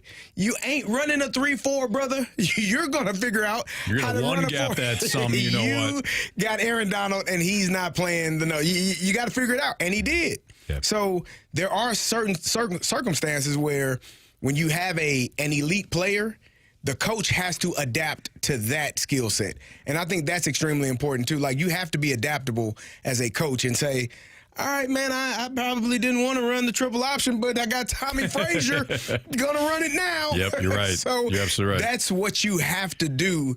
And I think maybe that's, if there's some friction amongst the GMs, and maybe that's what the GM is telling the owner. Hey, man, we can't pass up this player because this coach doesn't want to run this type of offense or defense. Right. And in both instances, everyone is right. Yeah, and don't you want to be flexible if you're a coach? Isn't that kind of exciting where you get a roster and like, hey, this is my roster this year. Instead of trying to just jam the players into your system, you understand what you have. The only thing I'll push back on a little bit, I agree with the Bill Parcells philosophy. There was also the Bill Belichick philosophy, and his rosters in New England were horrible. They got worse as he got further on. It got really bad. I don't think it was always that way, but as soon as Tom Brady wasn't there to mask the deficiencies, you're like, oh God, Bill, you can't draft. No, it was bad. Horrible. Yeah. So I do think let his dog do it the way the dog run the draft in COVID. That didn't work out either. So that I will kind of throw out that exception, but ultimately I do agree that the head coach needs to, if he's going to be the one to coach the guy up, then you want somebody that's going to at least loosely fit that system and that structure.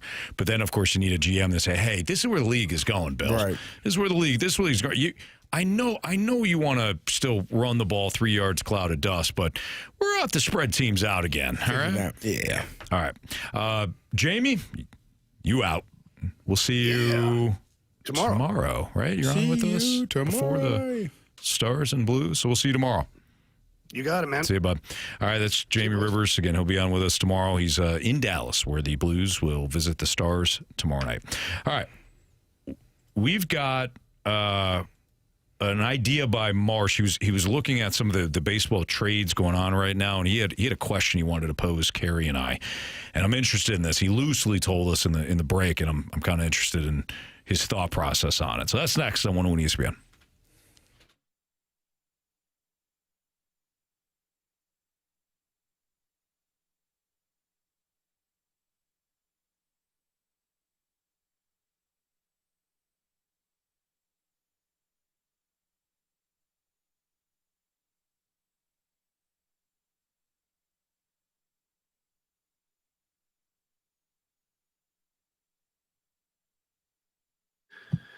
It's the new year, and times are exciting in the real estate world. At a meeting with Gloria Liu just last week, talking about certain trends in real estate and what people could be looking for here in the new year, and she just said that they're hoping interest rates lower. And if they do, there's going to be a lot of people that are in the market to purchase a home. Therefore, you have to list your home accordingly, and you have to price it the right way. So many people get bad advice, and they price their homes either too expensive, so they sit on the market for way too long, or they don't price them accordingly, and they lose money by doing so. Well, Gloria Liu is an expert at pricing your home. I can tell you that right now. She sells homes for the most money possible, and she sells them quickly, too. She's got over 24,000 buyers in waiting, which helps. As soon as you list your home, there's eyeballs on it. And hopefully you're selling your home within a day or two. And Gloria Liu loves doing that for all you guys. So please do me a favor. If you're thinking of selling your home, call Gloria Liu. Tell her Jamie Rivers sent you in. Her number is 314-325-6888. Again, that's 314-325-6888. And you can always visit GloriaHasTheBuyers.com.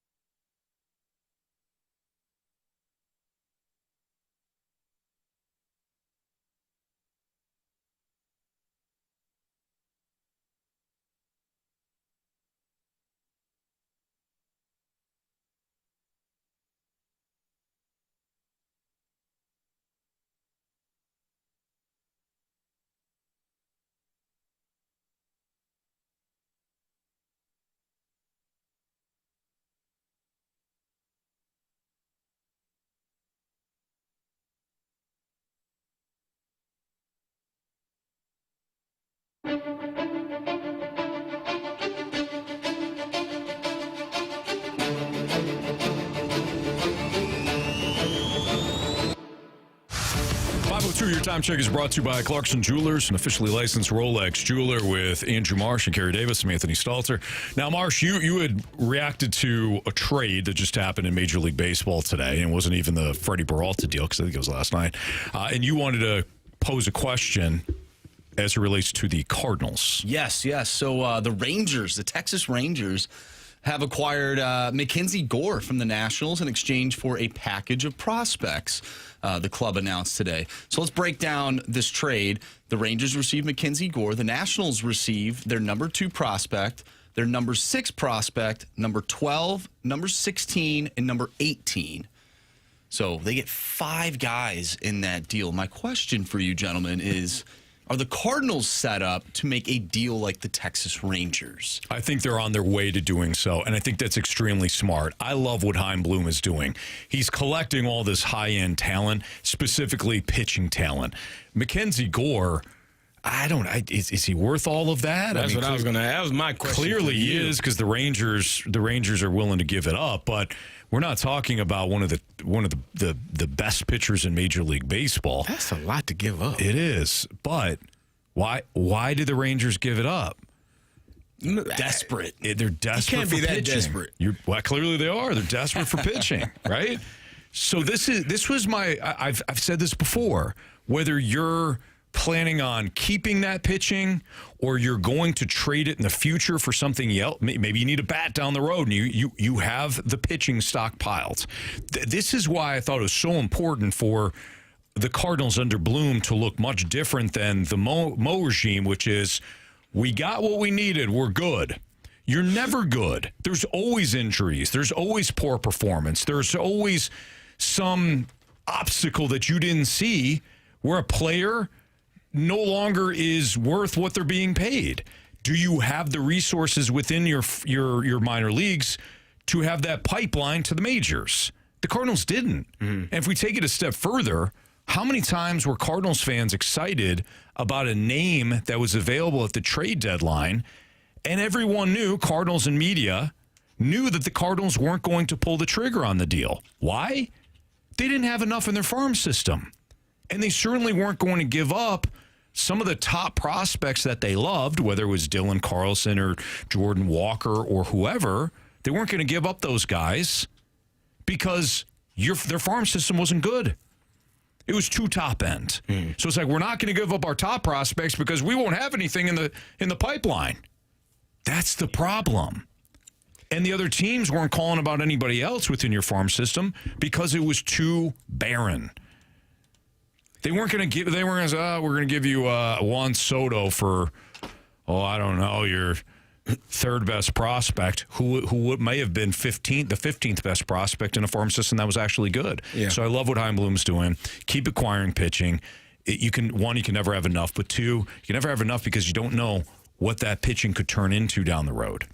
So I wanted to take a look at kind of the Rangers setup, and they traded away a couple of shortstops who were second and 12th in their prospect pool or whatever. They got a shortstop that is under contract for a number of years. So I guess that would kind of lead towards Corey Seager is there. He's got, I think 5-6 more years under contract at $32 million. Wow. So maybe that's part of it. You're looking at some of these guys and realizing, okay, they're going to be blocked anyways. So there's no need for us to go in that route. So maybe that's part of it. One of them was a first baseman, and they have Jake Berger, he's 30, but he's got a couple of years left of arbitration. So maybe that had. So maybe when you look at it and say, oh, that's a lot of prospects, but you can also say those guys are essentially going to be blocked, and there's nothing else we can get better for them than what we got. Sure. And so maybe that's part of it. And if that's the case, I can understand it, because if you got money tied up in specific players, a lot of money for a number of years, and that player plays the same position, you're not gonna. Right. That would be like if the next shortstop that comes up and Mason Wynn has already signed a 7 or 8 year deal. Ain't nothing we can do with you, buddy. Right. We got to move on. So that in that regard, it makes sense. It just does feel like a lot of prospects for one player. But that's the point, right? He went for a pitcher. Yeah. He went for a pitcher. Teams are always going to be looking for pitching. That's the first thing any team that has, any team like the Nationals or the Pirates or whoever that has a prospect, has a player that you want. Great. What do you have in the pitching pipeline? Because we want your pitching. Right. Whether they use it, they flip it. Again, I think this is one of the things that Bloom has done very well thus far. It's going to be I'm looking forward to the Cardinals over the next few years, man. They should be fun to watch.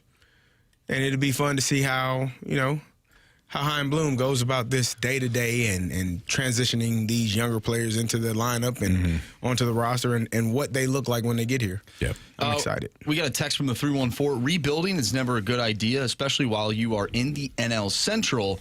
If you can't spend money to improve the team, then sell the team. Should have traded JJ for an ace. Trade him now before he stinks or sucks like Jordan Walker. Wow. What if he's really good, though?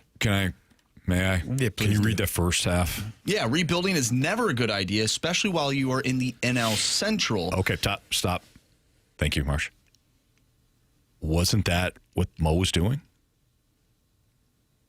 Wasn't that the exact thing Mo was doing? Well, I think you can't rebuild because the division's too bad, so I'm just going to continue to patch holes? Well, yes. I think this listener is maybe looking for the Cardinals to spend money on better players. That would be great. 100%. I think everybody in this town would agree with that. I'm not being sarcastic. That would be fantastic. I agree. That is one of the big problems. When they do want to spend again, we've all talked about this ad nausea. They've got to spend wiser, not just spend. And I think we all got to that point. Fans were like, we got to spend, you got to spend, you got to spend, you got to spend. The Cardinals were spending. They weren't spending wisely. They're never going to spend like the Dodgers, full stop. They're never going to spend like the Phillies. They're not. Yeah. They're not going, not under this ownership. And they did spend, and now 3 of those guys are not on the team anymore. Correct. But you're still paying them. There you go. So. What? 618 says, Mo is the texter. I did think that. I mean, all kidding aside, that's what they were doing. That was the philosophy. We're still winning divisions or making the playoffs, and we don't really have to spend that much more. We'll just keep kind of adding to it. And eventually, you realize, this doesn't look good anymore. The Arnold Mule says, I don't get why people still slander the NL Central. Best team in baseball record-wise, 3 playoff teams. It's not an easy division. That's a really good text. Agreed. Yeah, that things change. Things change, Mox. And things changed last year. The Brewers, smart, savvy organization. The Reds, loaded with pitching talent. Even the Pirates can throw, Paul Skeens at you every 5 days. And the Cubs, obviously, it speaks for themselves what they have done and what they continue to do to build their roster. Yeah, so maybe this is a time period where the Cardinals can sort of, I'll rebuild, what we'll call it build back up, right? Build back up the franchise. And you hope that in a couple of years, the things sort of die down from those other teams and they find themselves in a spot that you were in because they're competing and maybe they're making moves that they shouldn't. But at the same time, I also look at the teams in the NL Central might be ahead of the Cardinals, whereas the Cardinals have been ahead of all these teams for a numerous amount of years. I'm just talking the NL Central, and now those teams are smarter than you, and you're behind them now. And I think they've actually been behind for quite a while. And it took whatever it took. Perhaps the fans saying, I'm not going to the stadium anymore. You have to change this before the ownership said, oh, we actually have to make wholesale changes. The 618 says Sonny Gray signing wasn't a horrible deal. I understand that mindset.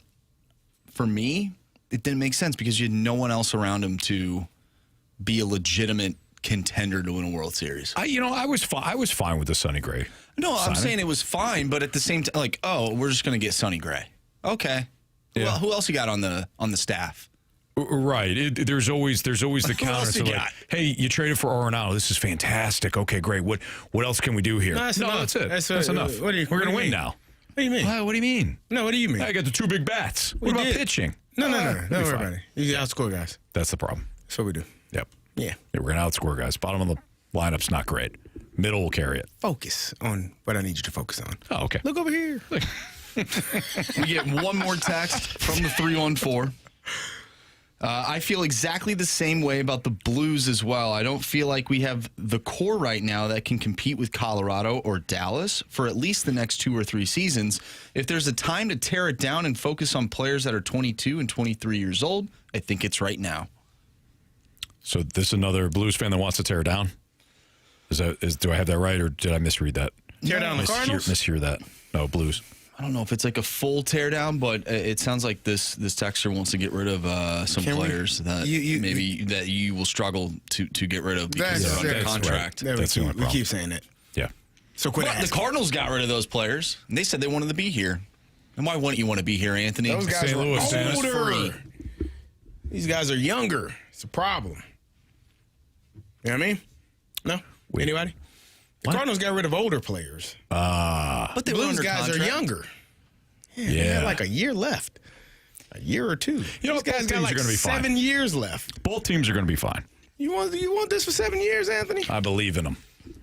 Well, we've had it for like 4 years, minus a month or so. Did you guys know that the Billikens are on a roll? Yeah. They are. Hashtag roll Bills. Yeah, darn it. Buffalo? No, that's the hashtag. Roll Bills. Yeah. Roll Bills? Fire up Bills. Fire up Nah, I think doesn't work. It only works for one team. Yeah, it certainly does. All right. The Illini. No. Look at that. He's trying to one-up you, Anthony. Is that what you're doing? Fighting Illini. He's trying to one-up What do you mean? Look at my shirt. Oh, I see the shirt. I don't see the Fire Up Illini. Look at my other shirt. Yeah, you're all Illini out here. I am. ILL, baby. There you go. All right. One of his rival teams in the Big Ten wins a national championship, and he thinks, yeah. No, we're the gear again. yeah. I mean, it's the hardest close. team. It's the hardest conference in football, fellas. I don't know if you know that. Yeah, it just means more. Heard that somewhere. Heard that for a while, did you? Hardest conference? All right. Yeah, toughest conference. The Air Comfort Service text line is 314-399-9646. If you have a question for us, send it in now. We're going to do part one of the Sports Six Pack next.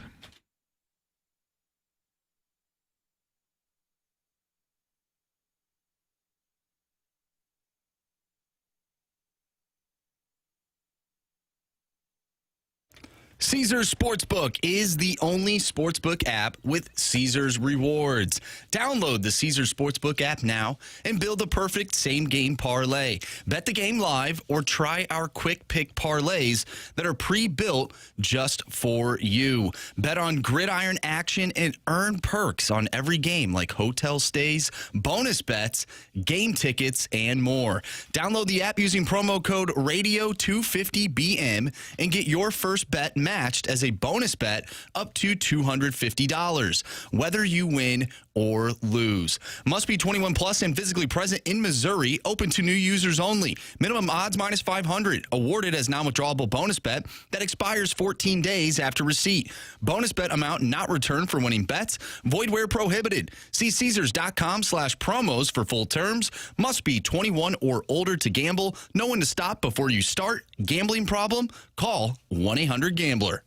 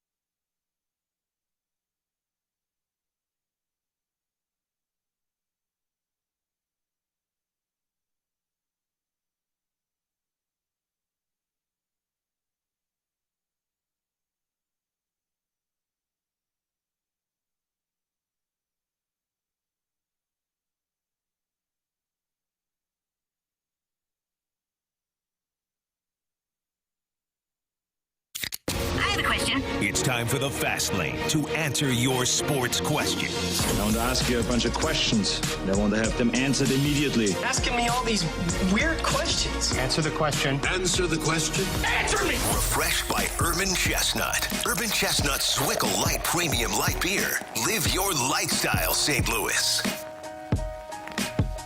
All right, the Air Comfort Service text line is 314-399-9646. If you got a question for us, we got part one of the Sports Six Pack right now, so fire away with question one, Marsh. Question number 1. All right, from the 636, all the analysts are saying that after Mendoza, the rest of the quarterback class is doo-doo. Before the year started, analysts were high on guys like Chambliss, Beck, and Nussmeier. Did the Mendoza hype blind people, or are those other guys really no longer franchise quarterbacks? Those other guys are no longer franchise quarterbacks. We get this stuff wrong all the time. We, the media, we as fans. It can't just be the media, right? Like, because a lot of us are just fans. So we got it wrong. And I'm not saying we got it wrong on everybody, but the majority was very high on Cade Klubnik of Clemson. Now, CD, I know you were like, I don't see it, and you were absolutely right. A lot of people were high on Drew Aller of Penn State. A lot of people were high on Garrett Nussmeier of LSU. If you looked at like all the preseason stuff, this texter's absolutely right. Nailed it.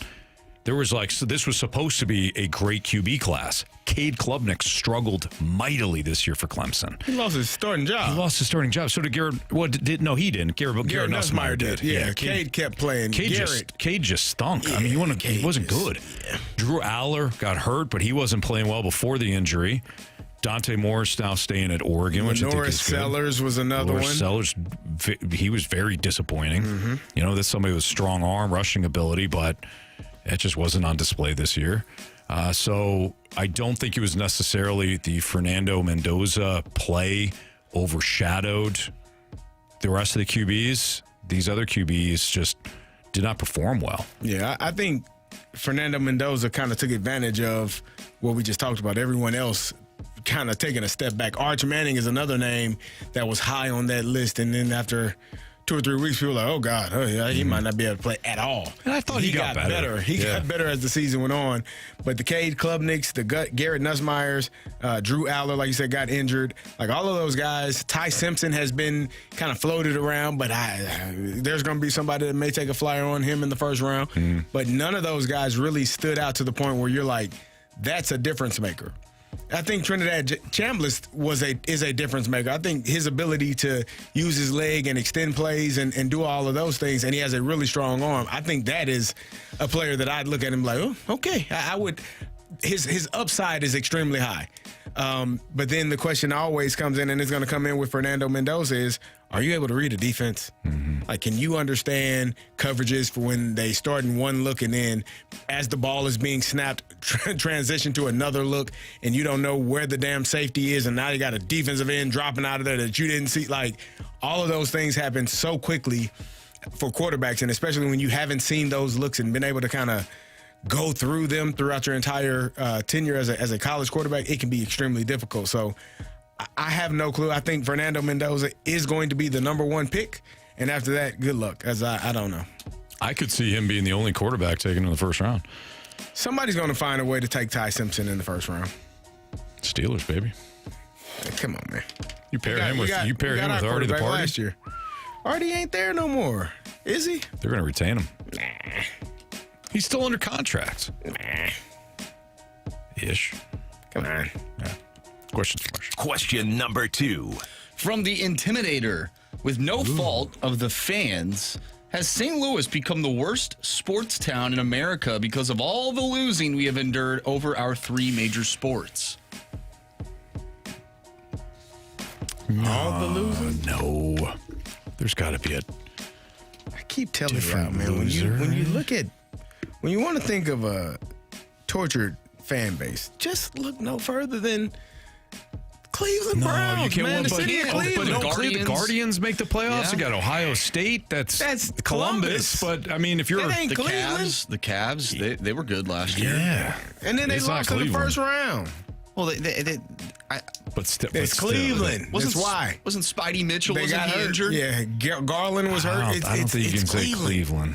Well, the Guardians, it feels like they're in the somehow make it to like the Didn't they just have a pitcher go to jail? ALCS every year. Yeah, but you can. Well, but they got a good system. They can replace them. Still playoffs. If you're in Cleveland, you just know something bad is gonna happen, man. I can't go with Cleveland this time. Where you want to go, Kerry? We had a team that made the playoffs for the first time since 2022, and we lost with 1 point They gave up a lead with 1 point whatever left. But you didn't think that was going to happen. Well, If you lived in Cleveland, you would have thought it was going to happen. You'd have said somehow, the guy on Major League, they'll blow it. That's real Cleveland fans. They always blow it. Yeah. Wow. Don't do this. Don't do it, Anthony. Do not. Okay, well, help me. Help me then. Don't I don't want to say it. Don't help me. Don't. I can't go Buffalo because the Bills, they're the Josh Allens. Don't do it, man. I'm just telling you, man. Don't do it. I'm trying to go think of New Orleans. I'm trying to think city. New Orleans isn't. Yeah, it's a good New one. Orleans isn't good right now. Yeah, and LSU hasn't been. I know it's Baton Rouge, but and they don't have a baseball team. They don't have a baseball team. Yeah, go Who to would be their Pelicans. they don't have a Major League Baseball team. Yeah.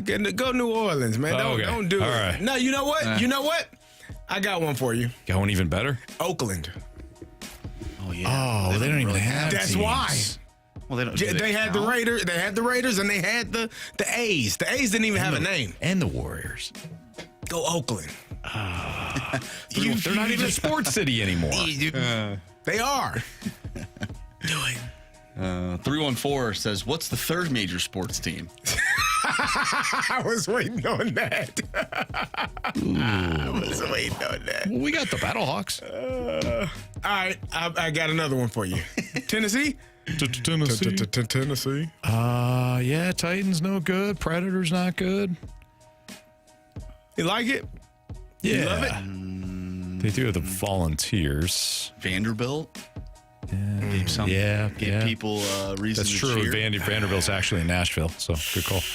Okay, I'm searching now. Okay, you know what? We got Washington. the SLU Billikens. We got the SLU. You're damn right. We're counting. You're darn right. We got the Billikens. We're counting colleges now. We have the Walrus King SLU had it. Billikens. Washington D.C. had a really rough year. What are you talking about? They were just in the NFC Championship game That last was year. 2 years ago. Kerry, That was last year. One of the best hockey teams last year. Yeah, man.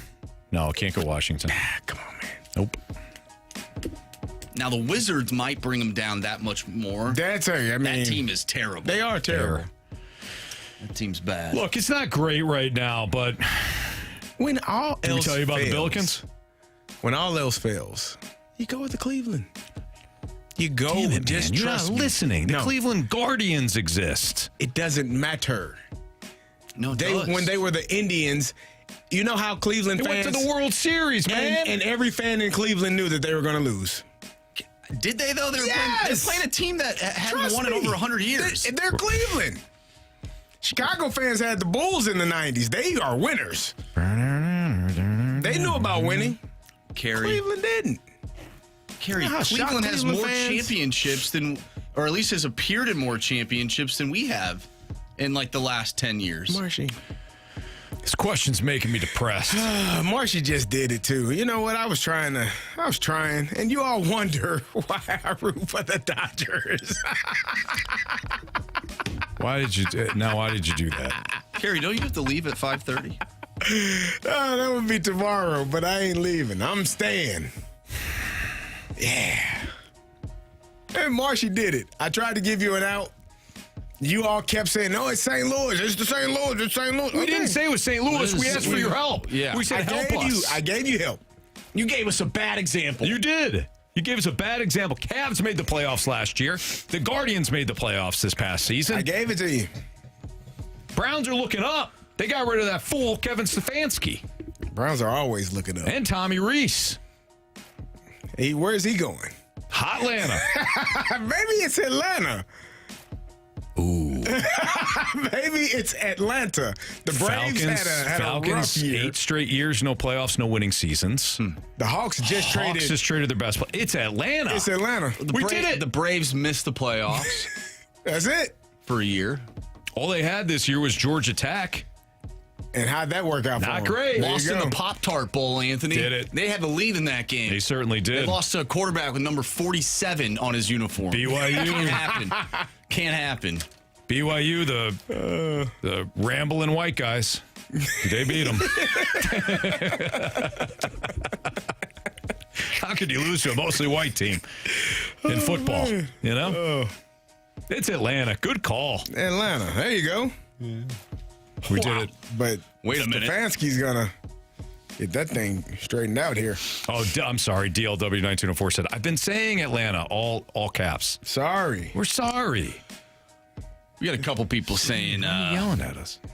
Don't say one it. particular city. Don't say it. Because it's not. There's one team that they somehow they make the playoffs every year. But Pittsburgh. But they don't do anything in the playoffs. Every year. Pittsburgh not going to the Super Bowl. You hush your mouth. Waterboy does bring up a good point.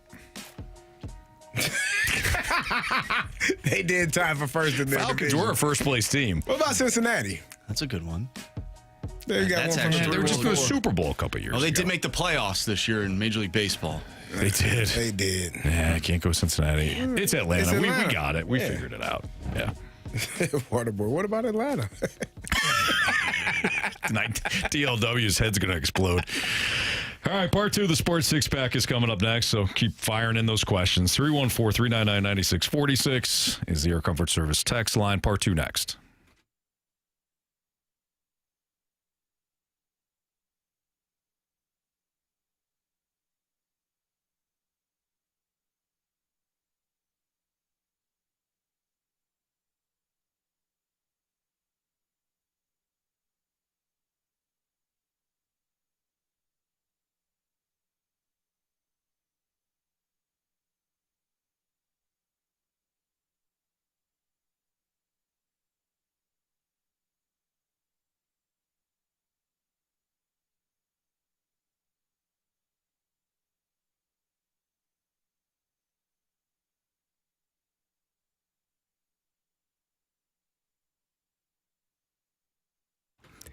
Hey, it's Kerry Davis, and if you're in the market for something new, my good friends over at Genesis of St. Charles have you covered. They are the #1 Genesis dealer in Missouri for 2026.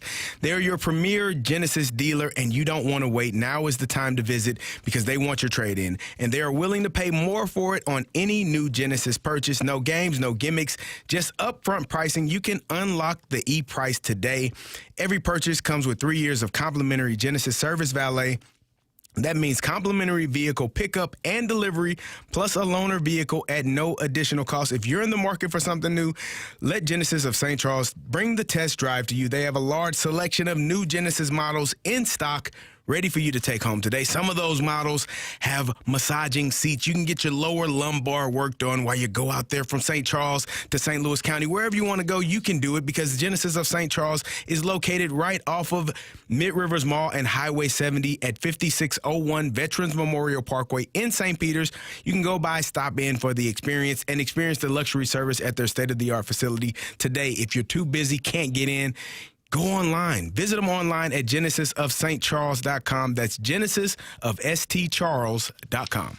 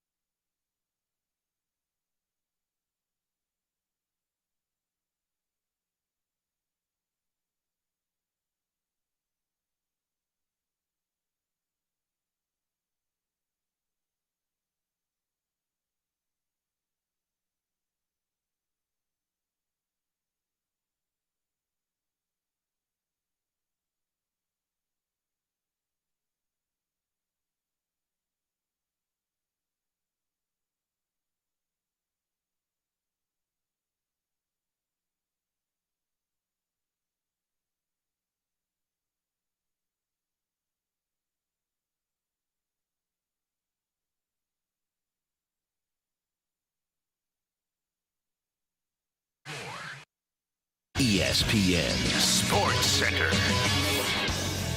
I'm Andrew Marsh. It's time for a Sports Center update brought to you by Saliga Heating and Cooling. Blues off today. They'll take on the Dallas Stars tomorrow. Pregame starts at 6. Puck drop is at 7.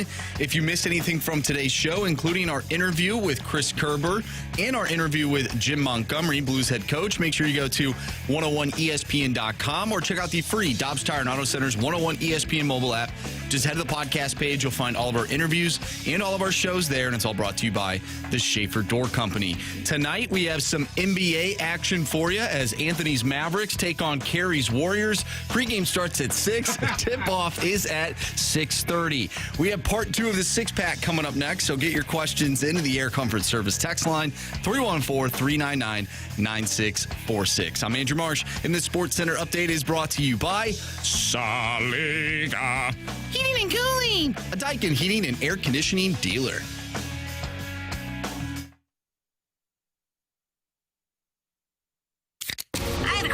It's time for the Fast Lane to answer your sports questions. I want to ask you a bunch of questions. I want to have them answered immediately. Asking me all these weird questions. Answer the question. Answer the question. Answer me! Refreshed by Urban Chestnut. Urban Chestnut Swickle Light Premium Light Beer. Live your lifestyle, St. Louis. Part 2 of the Sports Six Pack right now. It's Fast Lane on 101 ESPN, 314-399-9646. Air Comfort Service text line. Question 3, please, Marsh. Question number 3. From the 314, should sports teams go to public stock markets so people can invest in the team and help the team with revenue? You want to help billionaire owners? I am out of my depth on this question. You want to help billionaire owners make more billions? As if the ticket prices ain't high enough and the That's true. You do. Yeah, you kind of already have that opportunity, don't you? You do that Buy every the gear, day go to the stadium. by showing up. I think. Yeah. I mean, maybe you can. I mean, I don't know. You get some. You buy into that market, and if they win, you get paid. If not, you don't. Maybe. Well, let's not correlate, though, your money translating to you have a say. Correct. Within the organization. You don't get a say. No. You don't have anything. Nothing you can do. Yeah. That'll make a difference. Nope. You just sit there and complain. Are you the majority owner or the minority owner? Yeah, probably. You're just part of it. Just part of the cog. The machine. Yeah. Machine. Yeah, that makes more sense. Don't we already pay? The cog in the machine. Cog in the machine. Yeah. I feel like we already pay. A cog. Like the wheel. It's a cog. Like the. Did you just define what a cog is by saying the cog? Yeah. All right. It's like, what's a piece of bread? Well, it's bread. It's bread. Well, it's bread, of course. So no, that's a no for us. It's a no for me, dog. Yeah, I think we already pay enough money going to the games, parking, you know, all the merchandise, streaming. Yep. All those different things. Question number 4. Sup, guys? It's Jim, last year's Jim? Gauntlet winner here. We got UFC 324 coming up, and my friend Michael Johnson, a fellow St. Louisan, will be going for his 4th win in a row. At least we got a winning fighter. But if you were in a fight, what would be your finishing move? Could be a punch to the face, an uppercut, a kick, strangle a man. What would it be? Yeah, the rear naked chokehold. You're going to get naked and then choke somebody you don't out? have to be naked. It's a chokehold. Choke the bleep out of them. Yeah. Put him in a TJ Strongbow chokehold. And they got to tap out. And then they tap real quick. Like, let me go. Okay. Probably go with the Captain Insano move. Even though he was slightly discourteous to me recently, I would still say Captain Insano. Yeah, I'd probably go one swift punch to the abdomen, and then when that person goes to go over, hit him with an uppercut. Yeah, that's what I teach Madeline. Very good. So hey, anybody messing around with you on the playground or anything like that, anybody get a little physical, as hard as you can to the gut. Once they punch over, uppercut right to the face. Yep. Yeah. So many parents are listening to this show. Got a boy that's 9 or 10 years old. Have him be a gentleman. Yeah. Yep. Jamie's Vacation Speedo says double eye punch for sure. That's a good one. I like that one the most. The Lincoln double eye punch. Lincoln, how'd you do that? Did you double punch? I'll show you. Yeah. Come here. Yep. Killian. You ever see those people that they poke you in like a certain spot on your body and all of a sudden you just like collapse? Yeah. That stuff's crazy. Those people know what they're doing. The pressure points. Yeah. That's wild. Yep. How do you learn something like that? Years of studying, Marshy. Grasshopper. I fear that Carey's one of them guys. Like, I feel like you go, like you're just kind of interested in hurting people. Oh, I don't want to hurt anybody. Nah. Not mentally, but physically. Peaceful, man. And then every once in a while you just, I don't know. Gotta get Puts some, his hand on his shoulder and all of a sudden you're like, you're down. I could see you learning that. I would like to learn that. That would actually be really cool. It would. My point exactly, Marsh. Yeah, where's the whole right side? There's like a mixed martial arts studio like right next to us, by the way. Is there? Maybe we should take a class. Yeah, maybe we should all go. I've done jiu-jitsu. Have you? Yeah, so it's thrilling. Yeah, it's very fun. Nice. Yeah, good, clean fun. Okay. Yeah. Did you hear what I said about 30 seconds ago about this guy? You know what's funny is Carey claims to be peaceful, but at 3 o'clock in the morning, he called me when I was clearly joking about a certain situation. He couldn't wait to step into the ring. You know, sometimes text messages can get misconstrued when they. That's fair. The way you read them, like how it's written versus how it's read. It's not my fault how I read it. I thought my man was in trouble. Nah, yeah, you were. Yeah, that was awesome. I needed to call to make sure, just like I called you. Yep. When there was a man with glasses, had you blocked in. Had me blocked in. I don't know who the fast lane this guy is, but I'm gonna wait until you get out. Is what he is. He's like, oh no, that's my dad. At first I was like, oh man, okay, all right, I'm coming down. Like I was ready to go, and then I'm like, oh wait, it's probably my dad dropping off tools. Don't punch him, Carey. Yeah, I was worried. I appreciate you, man. Not a problem, man. And you know what, Marsh and I'd be there for you too, unless there was maybe a backfire on a car, like a bang with a car. I'm not sure if Marsh would. Yeah, he'll probably pull off. Yeah. Carey's fine. Come on. He was fine. We talked to him the next week. We talked to him the next week, he said. We didn't have enough room in the car. We waited. To talk to him. All right, go ahead. Question number 5. Guess we'll have to wrap up here. I think we're on question 5. Yes. Nobody remembers. Yeah. From the 636, speaking of not remembering, we'll see if you remember this. What's the one question that has stood out from all the six-pack questions you have received over the years? Oh, man. I really don't know. That's crazy. I don't remember what I did 2 days ago, so I couldn't tell you. I mean, we've had some good ones. We've had some, I think the ones like Marsh read off one yesterday from somebody that said, hey, asking for a friend. Let's say that was a good one. Yeah, let's say there's an uncle that has a birthday party, but I think the best questions are when we need more information and the texter texts in, like yesterday, texts in more information and we can give you a better answer in terms of, what we would do or what we think. Yeah, that's a good one.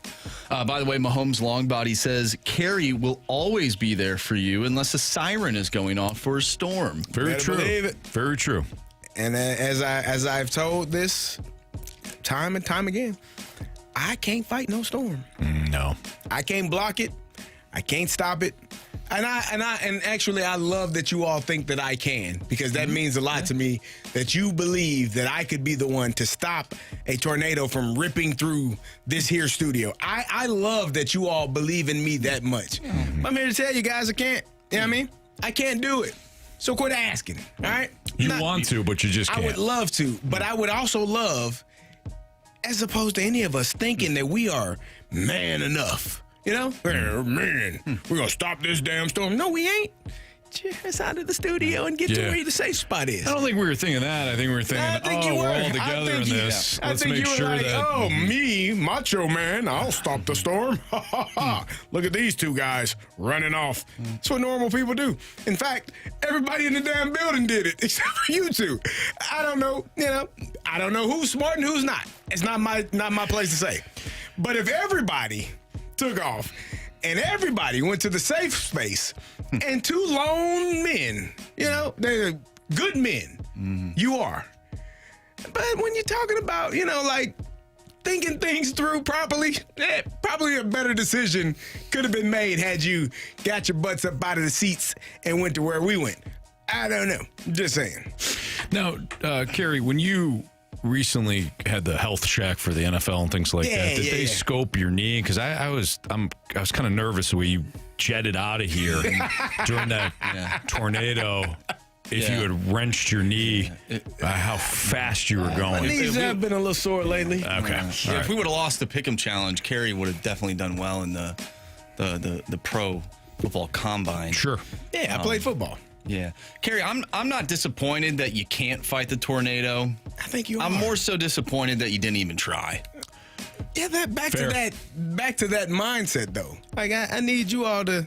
Well, there was a mindset that was in that room that very day.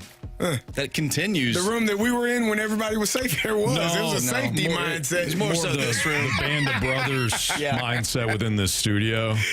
Anthony, I'm from a I don't know mindset of when people start running, I don't ask and see what are they running for. I go run too. Okay. It's a slight jog, fast paced walk. I don't walk the way of the trouble. Not if a group of people are going the other way. You guys don't watch scary movies? Sometimes. No? Hey, you notice the people that walk towards the trouble usually don't make it to the end of the movie? It's usually the ones that go back inside and go upstairs. Those are usually the ones that screw up. Or the ones that stay upstairs instead of going downstairs? That's true. Yeah. Okay, just checking. Yeah. Yeah. All right. Well, let's move on here because this is, again, just depressing. We'll wrap up the show next on 101 ESPN.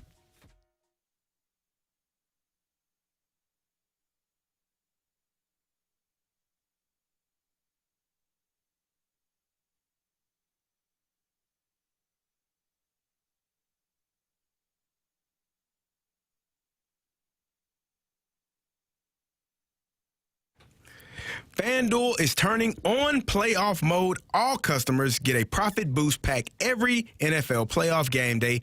Each game day during the championship round, you'll find a pack loaded with multiple profit boosts waiting for you in the app. More boosts means more ways to level up your playoff bets. Pick the matchups you believe in, take your shot on an upset, or build a parlay that fits the moment. And the Seattle Seahawks taking on the Los Angeles Rams should be a really good game. Divisional matchup. They've done this a couple of times already. See who's the victor in this one. Maybe you want to take the Rams on the money line. Maybe you want to take Sam Darnold over in passing yards. Whatever you want to do, you can, and then apply your profit boost and go after even bigger payouts while the playoffs keep rolling. So visit FanDuel.com/local and grab your profit boost pack every NFL playoff game day. 21 plus and present in Missouri. Opt-in required. Bonus issued as non-withdrawable profit boost tokens. Restrictions apply, including any token expiration and max wager amount. See terms at sportsbook.fanduel.com. Gambling problem? Call 1-800-GAMBLER.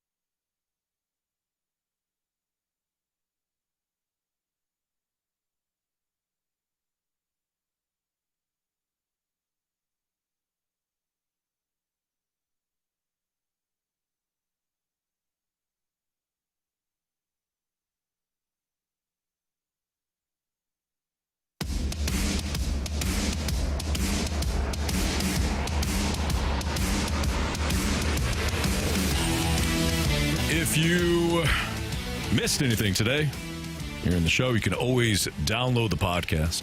Available at 101ESPN.com or on the 101 ESPN Dobbs Star Note Center's mobile app. All the podcasts brought to you by Schaefer Door Company. All right. Time to find out what everybody learned today. CD, what'd you learn? I learned that your favorite basketball team is the Dallas Mavericks. Yeah, I learned that too. Didn't realize that. Didn't realize I was a Mavs fan. You are now. Until tonight, when Marshy just went ahead and dropped that into a SportsCenter update. Who knew? Who knew? Thought I knew you, Anthony. I thought I knew myself. How about you, Marsh? Anthony, you remember the have to, right? The have to and Rookie of the Year? The have to. Yeah, the have to. There's also a thing called the want to. And Carey did not want to buy into that. The want to. He didn't want to stay with his teammates in said studio when there was a storm coming, Anthony. And apparently there's one coming this weekend, the snow variety. Yeah. We hope everybody's safe. I hope Carey's safe, too. I think Marshall forgot about the need to. I need to get the hell out of here so I can live. I don't know. The hell is he talking about? I think you said it right. Marsh, you want to go to the 3 stars of the day? What did you learn? That I was a Dallas Maverick fan. I had no idea. Was that yours? I should write down 2 next time. It's time for the Fast Lane's 3 stars of the day, presented by Circus Sports. No bet fees ever with the world's largest sports book, now at your fingertips in Illinois and Missouri. All right, Carey, you were talking a lot of crap on Johnny. I guess he's one of the players on the Blues. Johnny? Yeah, you said Johnny stinks. We're going to give Johnny our star of the day. I think I said Johnny stinks. Somebody said Johnny. You said Johnny first, and then I said, yeah, Johnny stinks. You know what? Johnny had a good day. We're going to give him the 3rd star of the day. Good luck, whoever you are. Our 2nd star of the day goes out to Bill Belichick's dog. Yeah. Well, we look back. Oh, that draft was wasn't a pretty bad draft. The dog's draft is bad. Belichick's last draft wasn't bad. No, the 2023 one. There's several guys that are going to be playing this weekend on that draft. And our 1st star of the day goes out to Anthony for battling illness through not only Super Bowl 50, but Super Bowl 51 as well. Yeah, I appreciate that. Yeah, I had back-to-back rough Super Bowls, didn't I? Really? Well, he was sick heading into Super Bowl 50. Then he got sick. Then he got sick as the game went along in Super Bowl 51. Yeah. That's rough, man. But he still showed up today. He did. Probably 8 years later. 8 years later, I still showed up, yeah. All right. We do have Mavericks and Warriors tonight. Your Mavericks. Apparently. And my Warriors. Pre-game at 6, tip-off at 6:30. So we'll have that game for you. Tomorrow, we got the Blues and the Stars. Pre-game at 6, puck drop at 7. We'll dive into the NFC and AFC Conference Championship games. Hand out some predictions. We'll get into some prop plays. What do you think, guys? Yeah. We'll get some player props. For sure. Who goes off this weekend, Carey? Puka Nacua. Yeah, well, that's why wouldn't he? Probably a good play. What's he gonna do? Yeah. I just got a criticism about my hair. What happened? You're wearing a hat. I said Marsh still hasn't gotten a haircut. I don't know what's that about. I need you to post that video of that guy in Russia. Yeah. Like the more with the hat on, really, you look really. Oh yeah. And you grew your beard back. Yeah, it's Marsh. Definitely Marsh. I can't believe you got back that quickly. All right, for Jamie Rivers, for Andrew Marsh, for Kerry Davis, I'm Anthony Stalter. Mavericks, Warriors, coming up next. See you.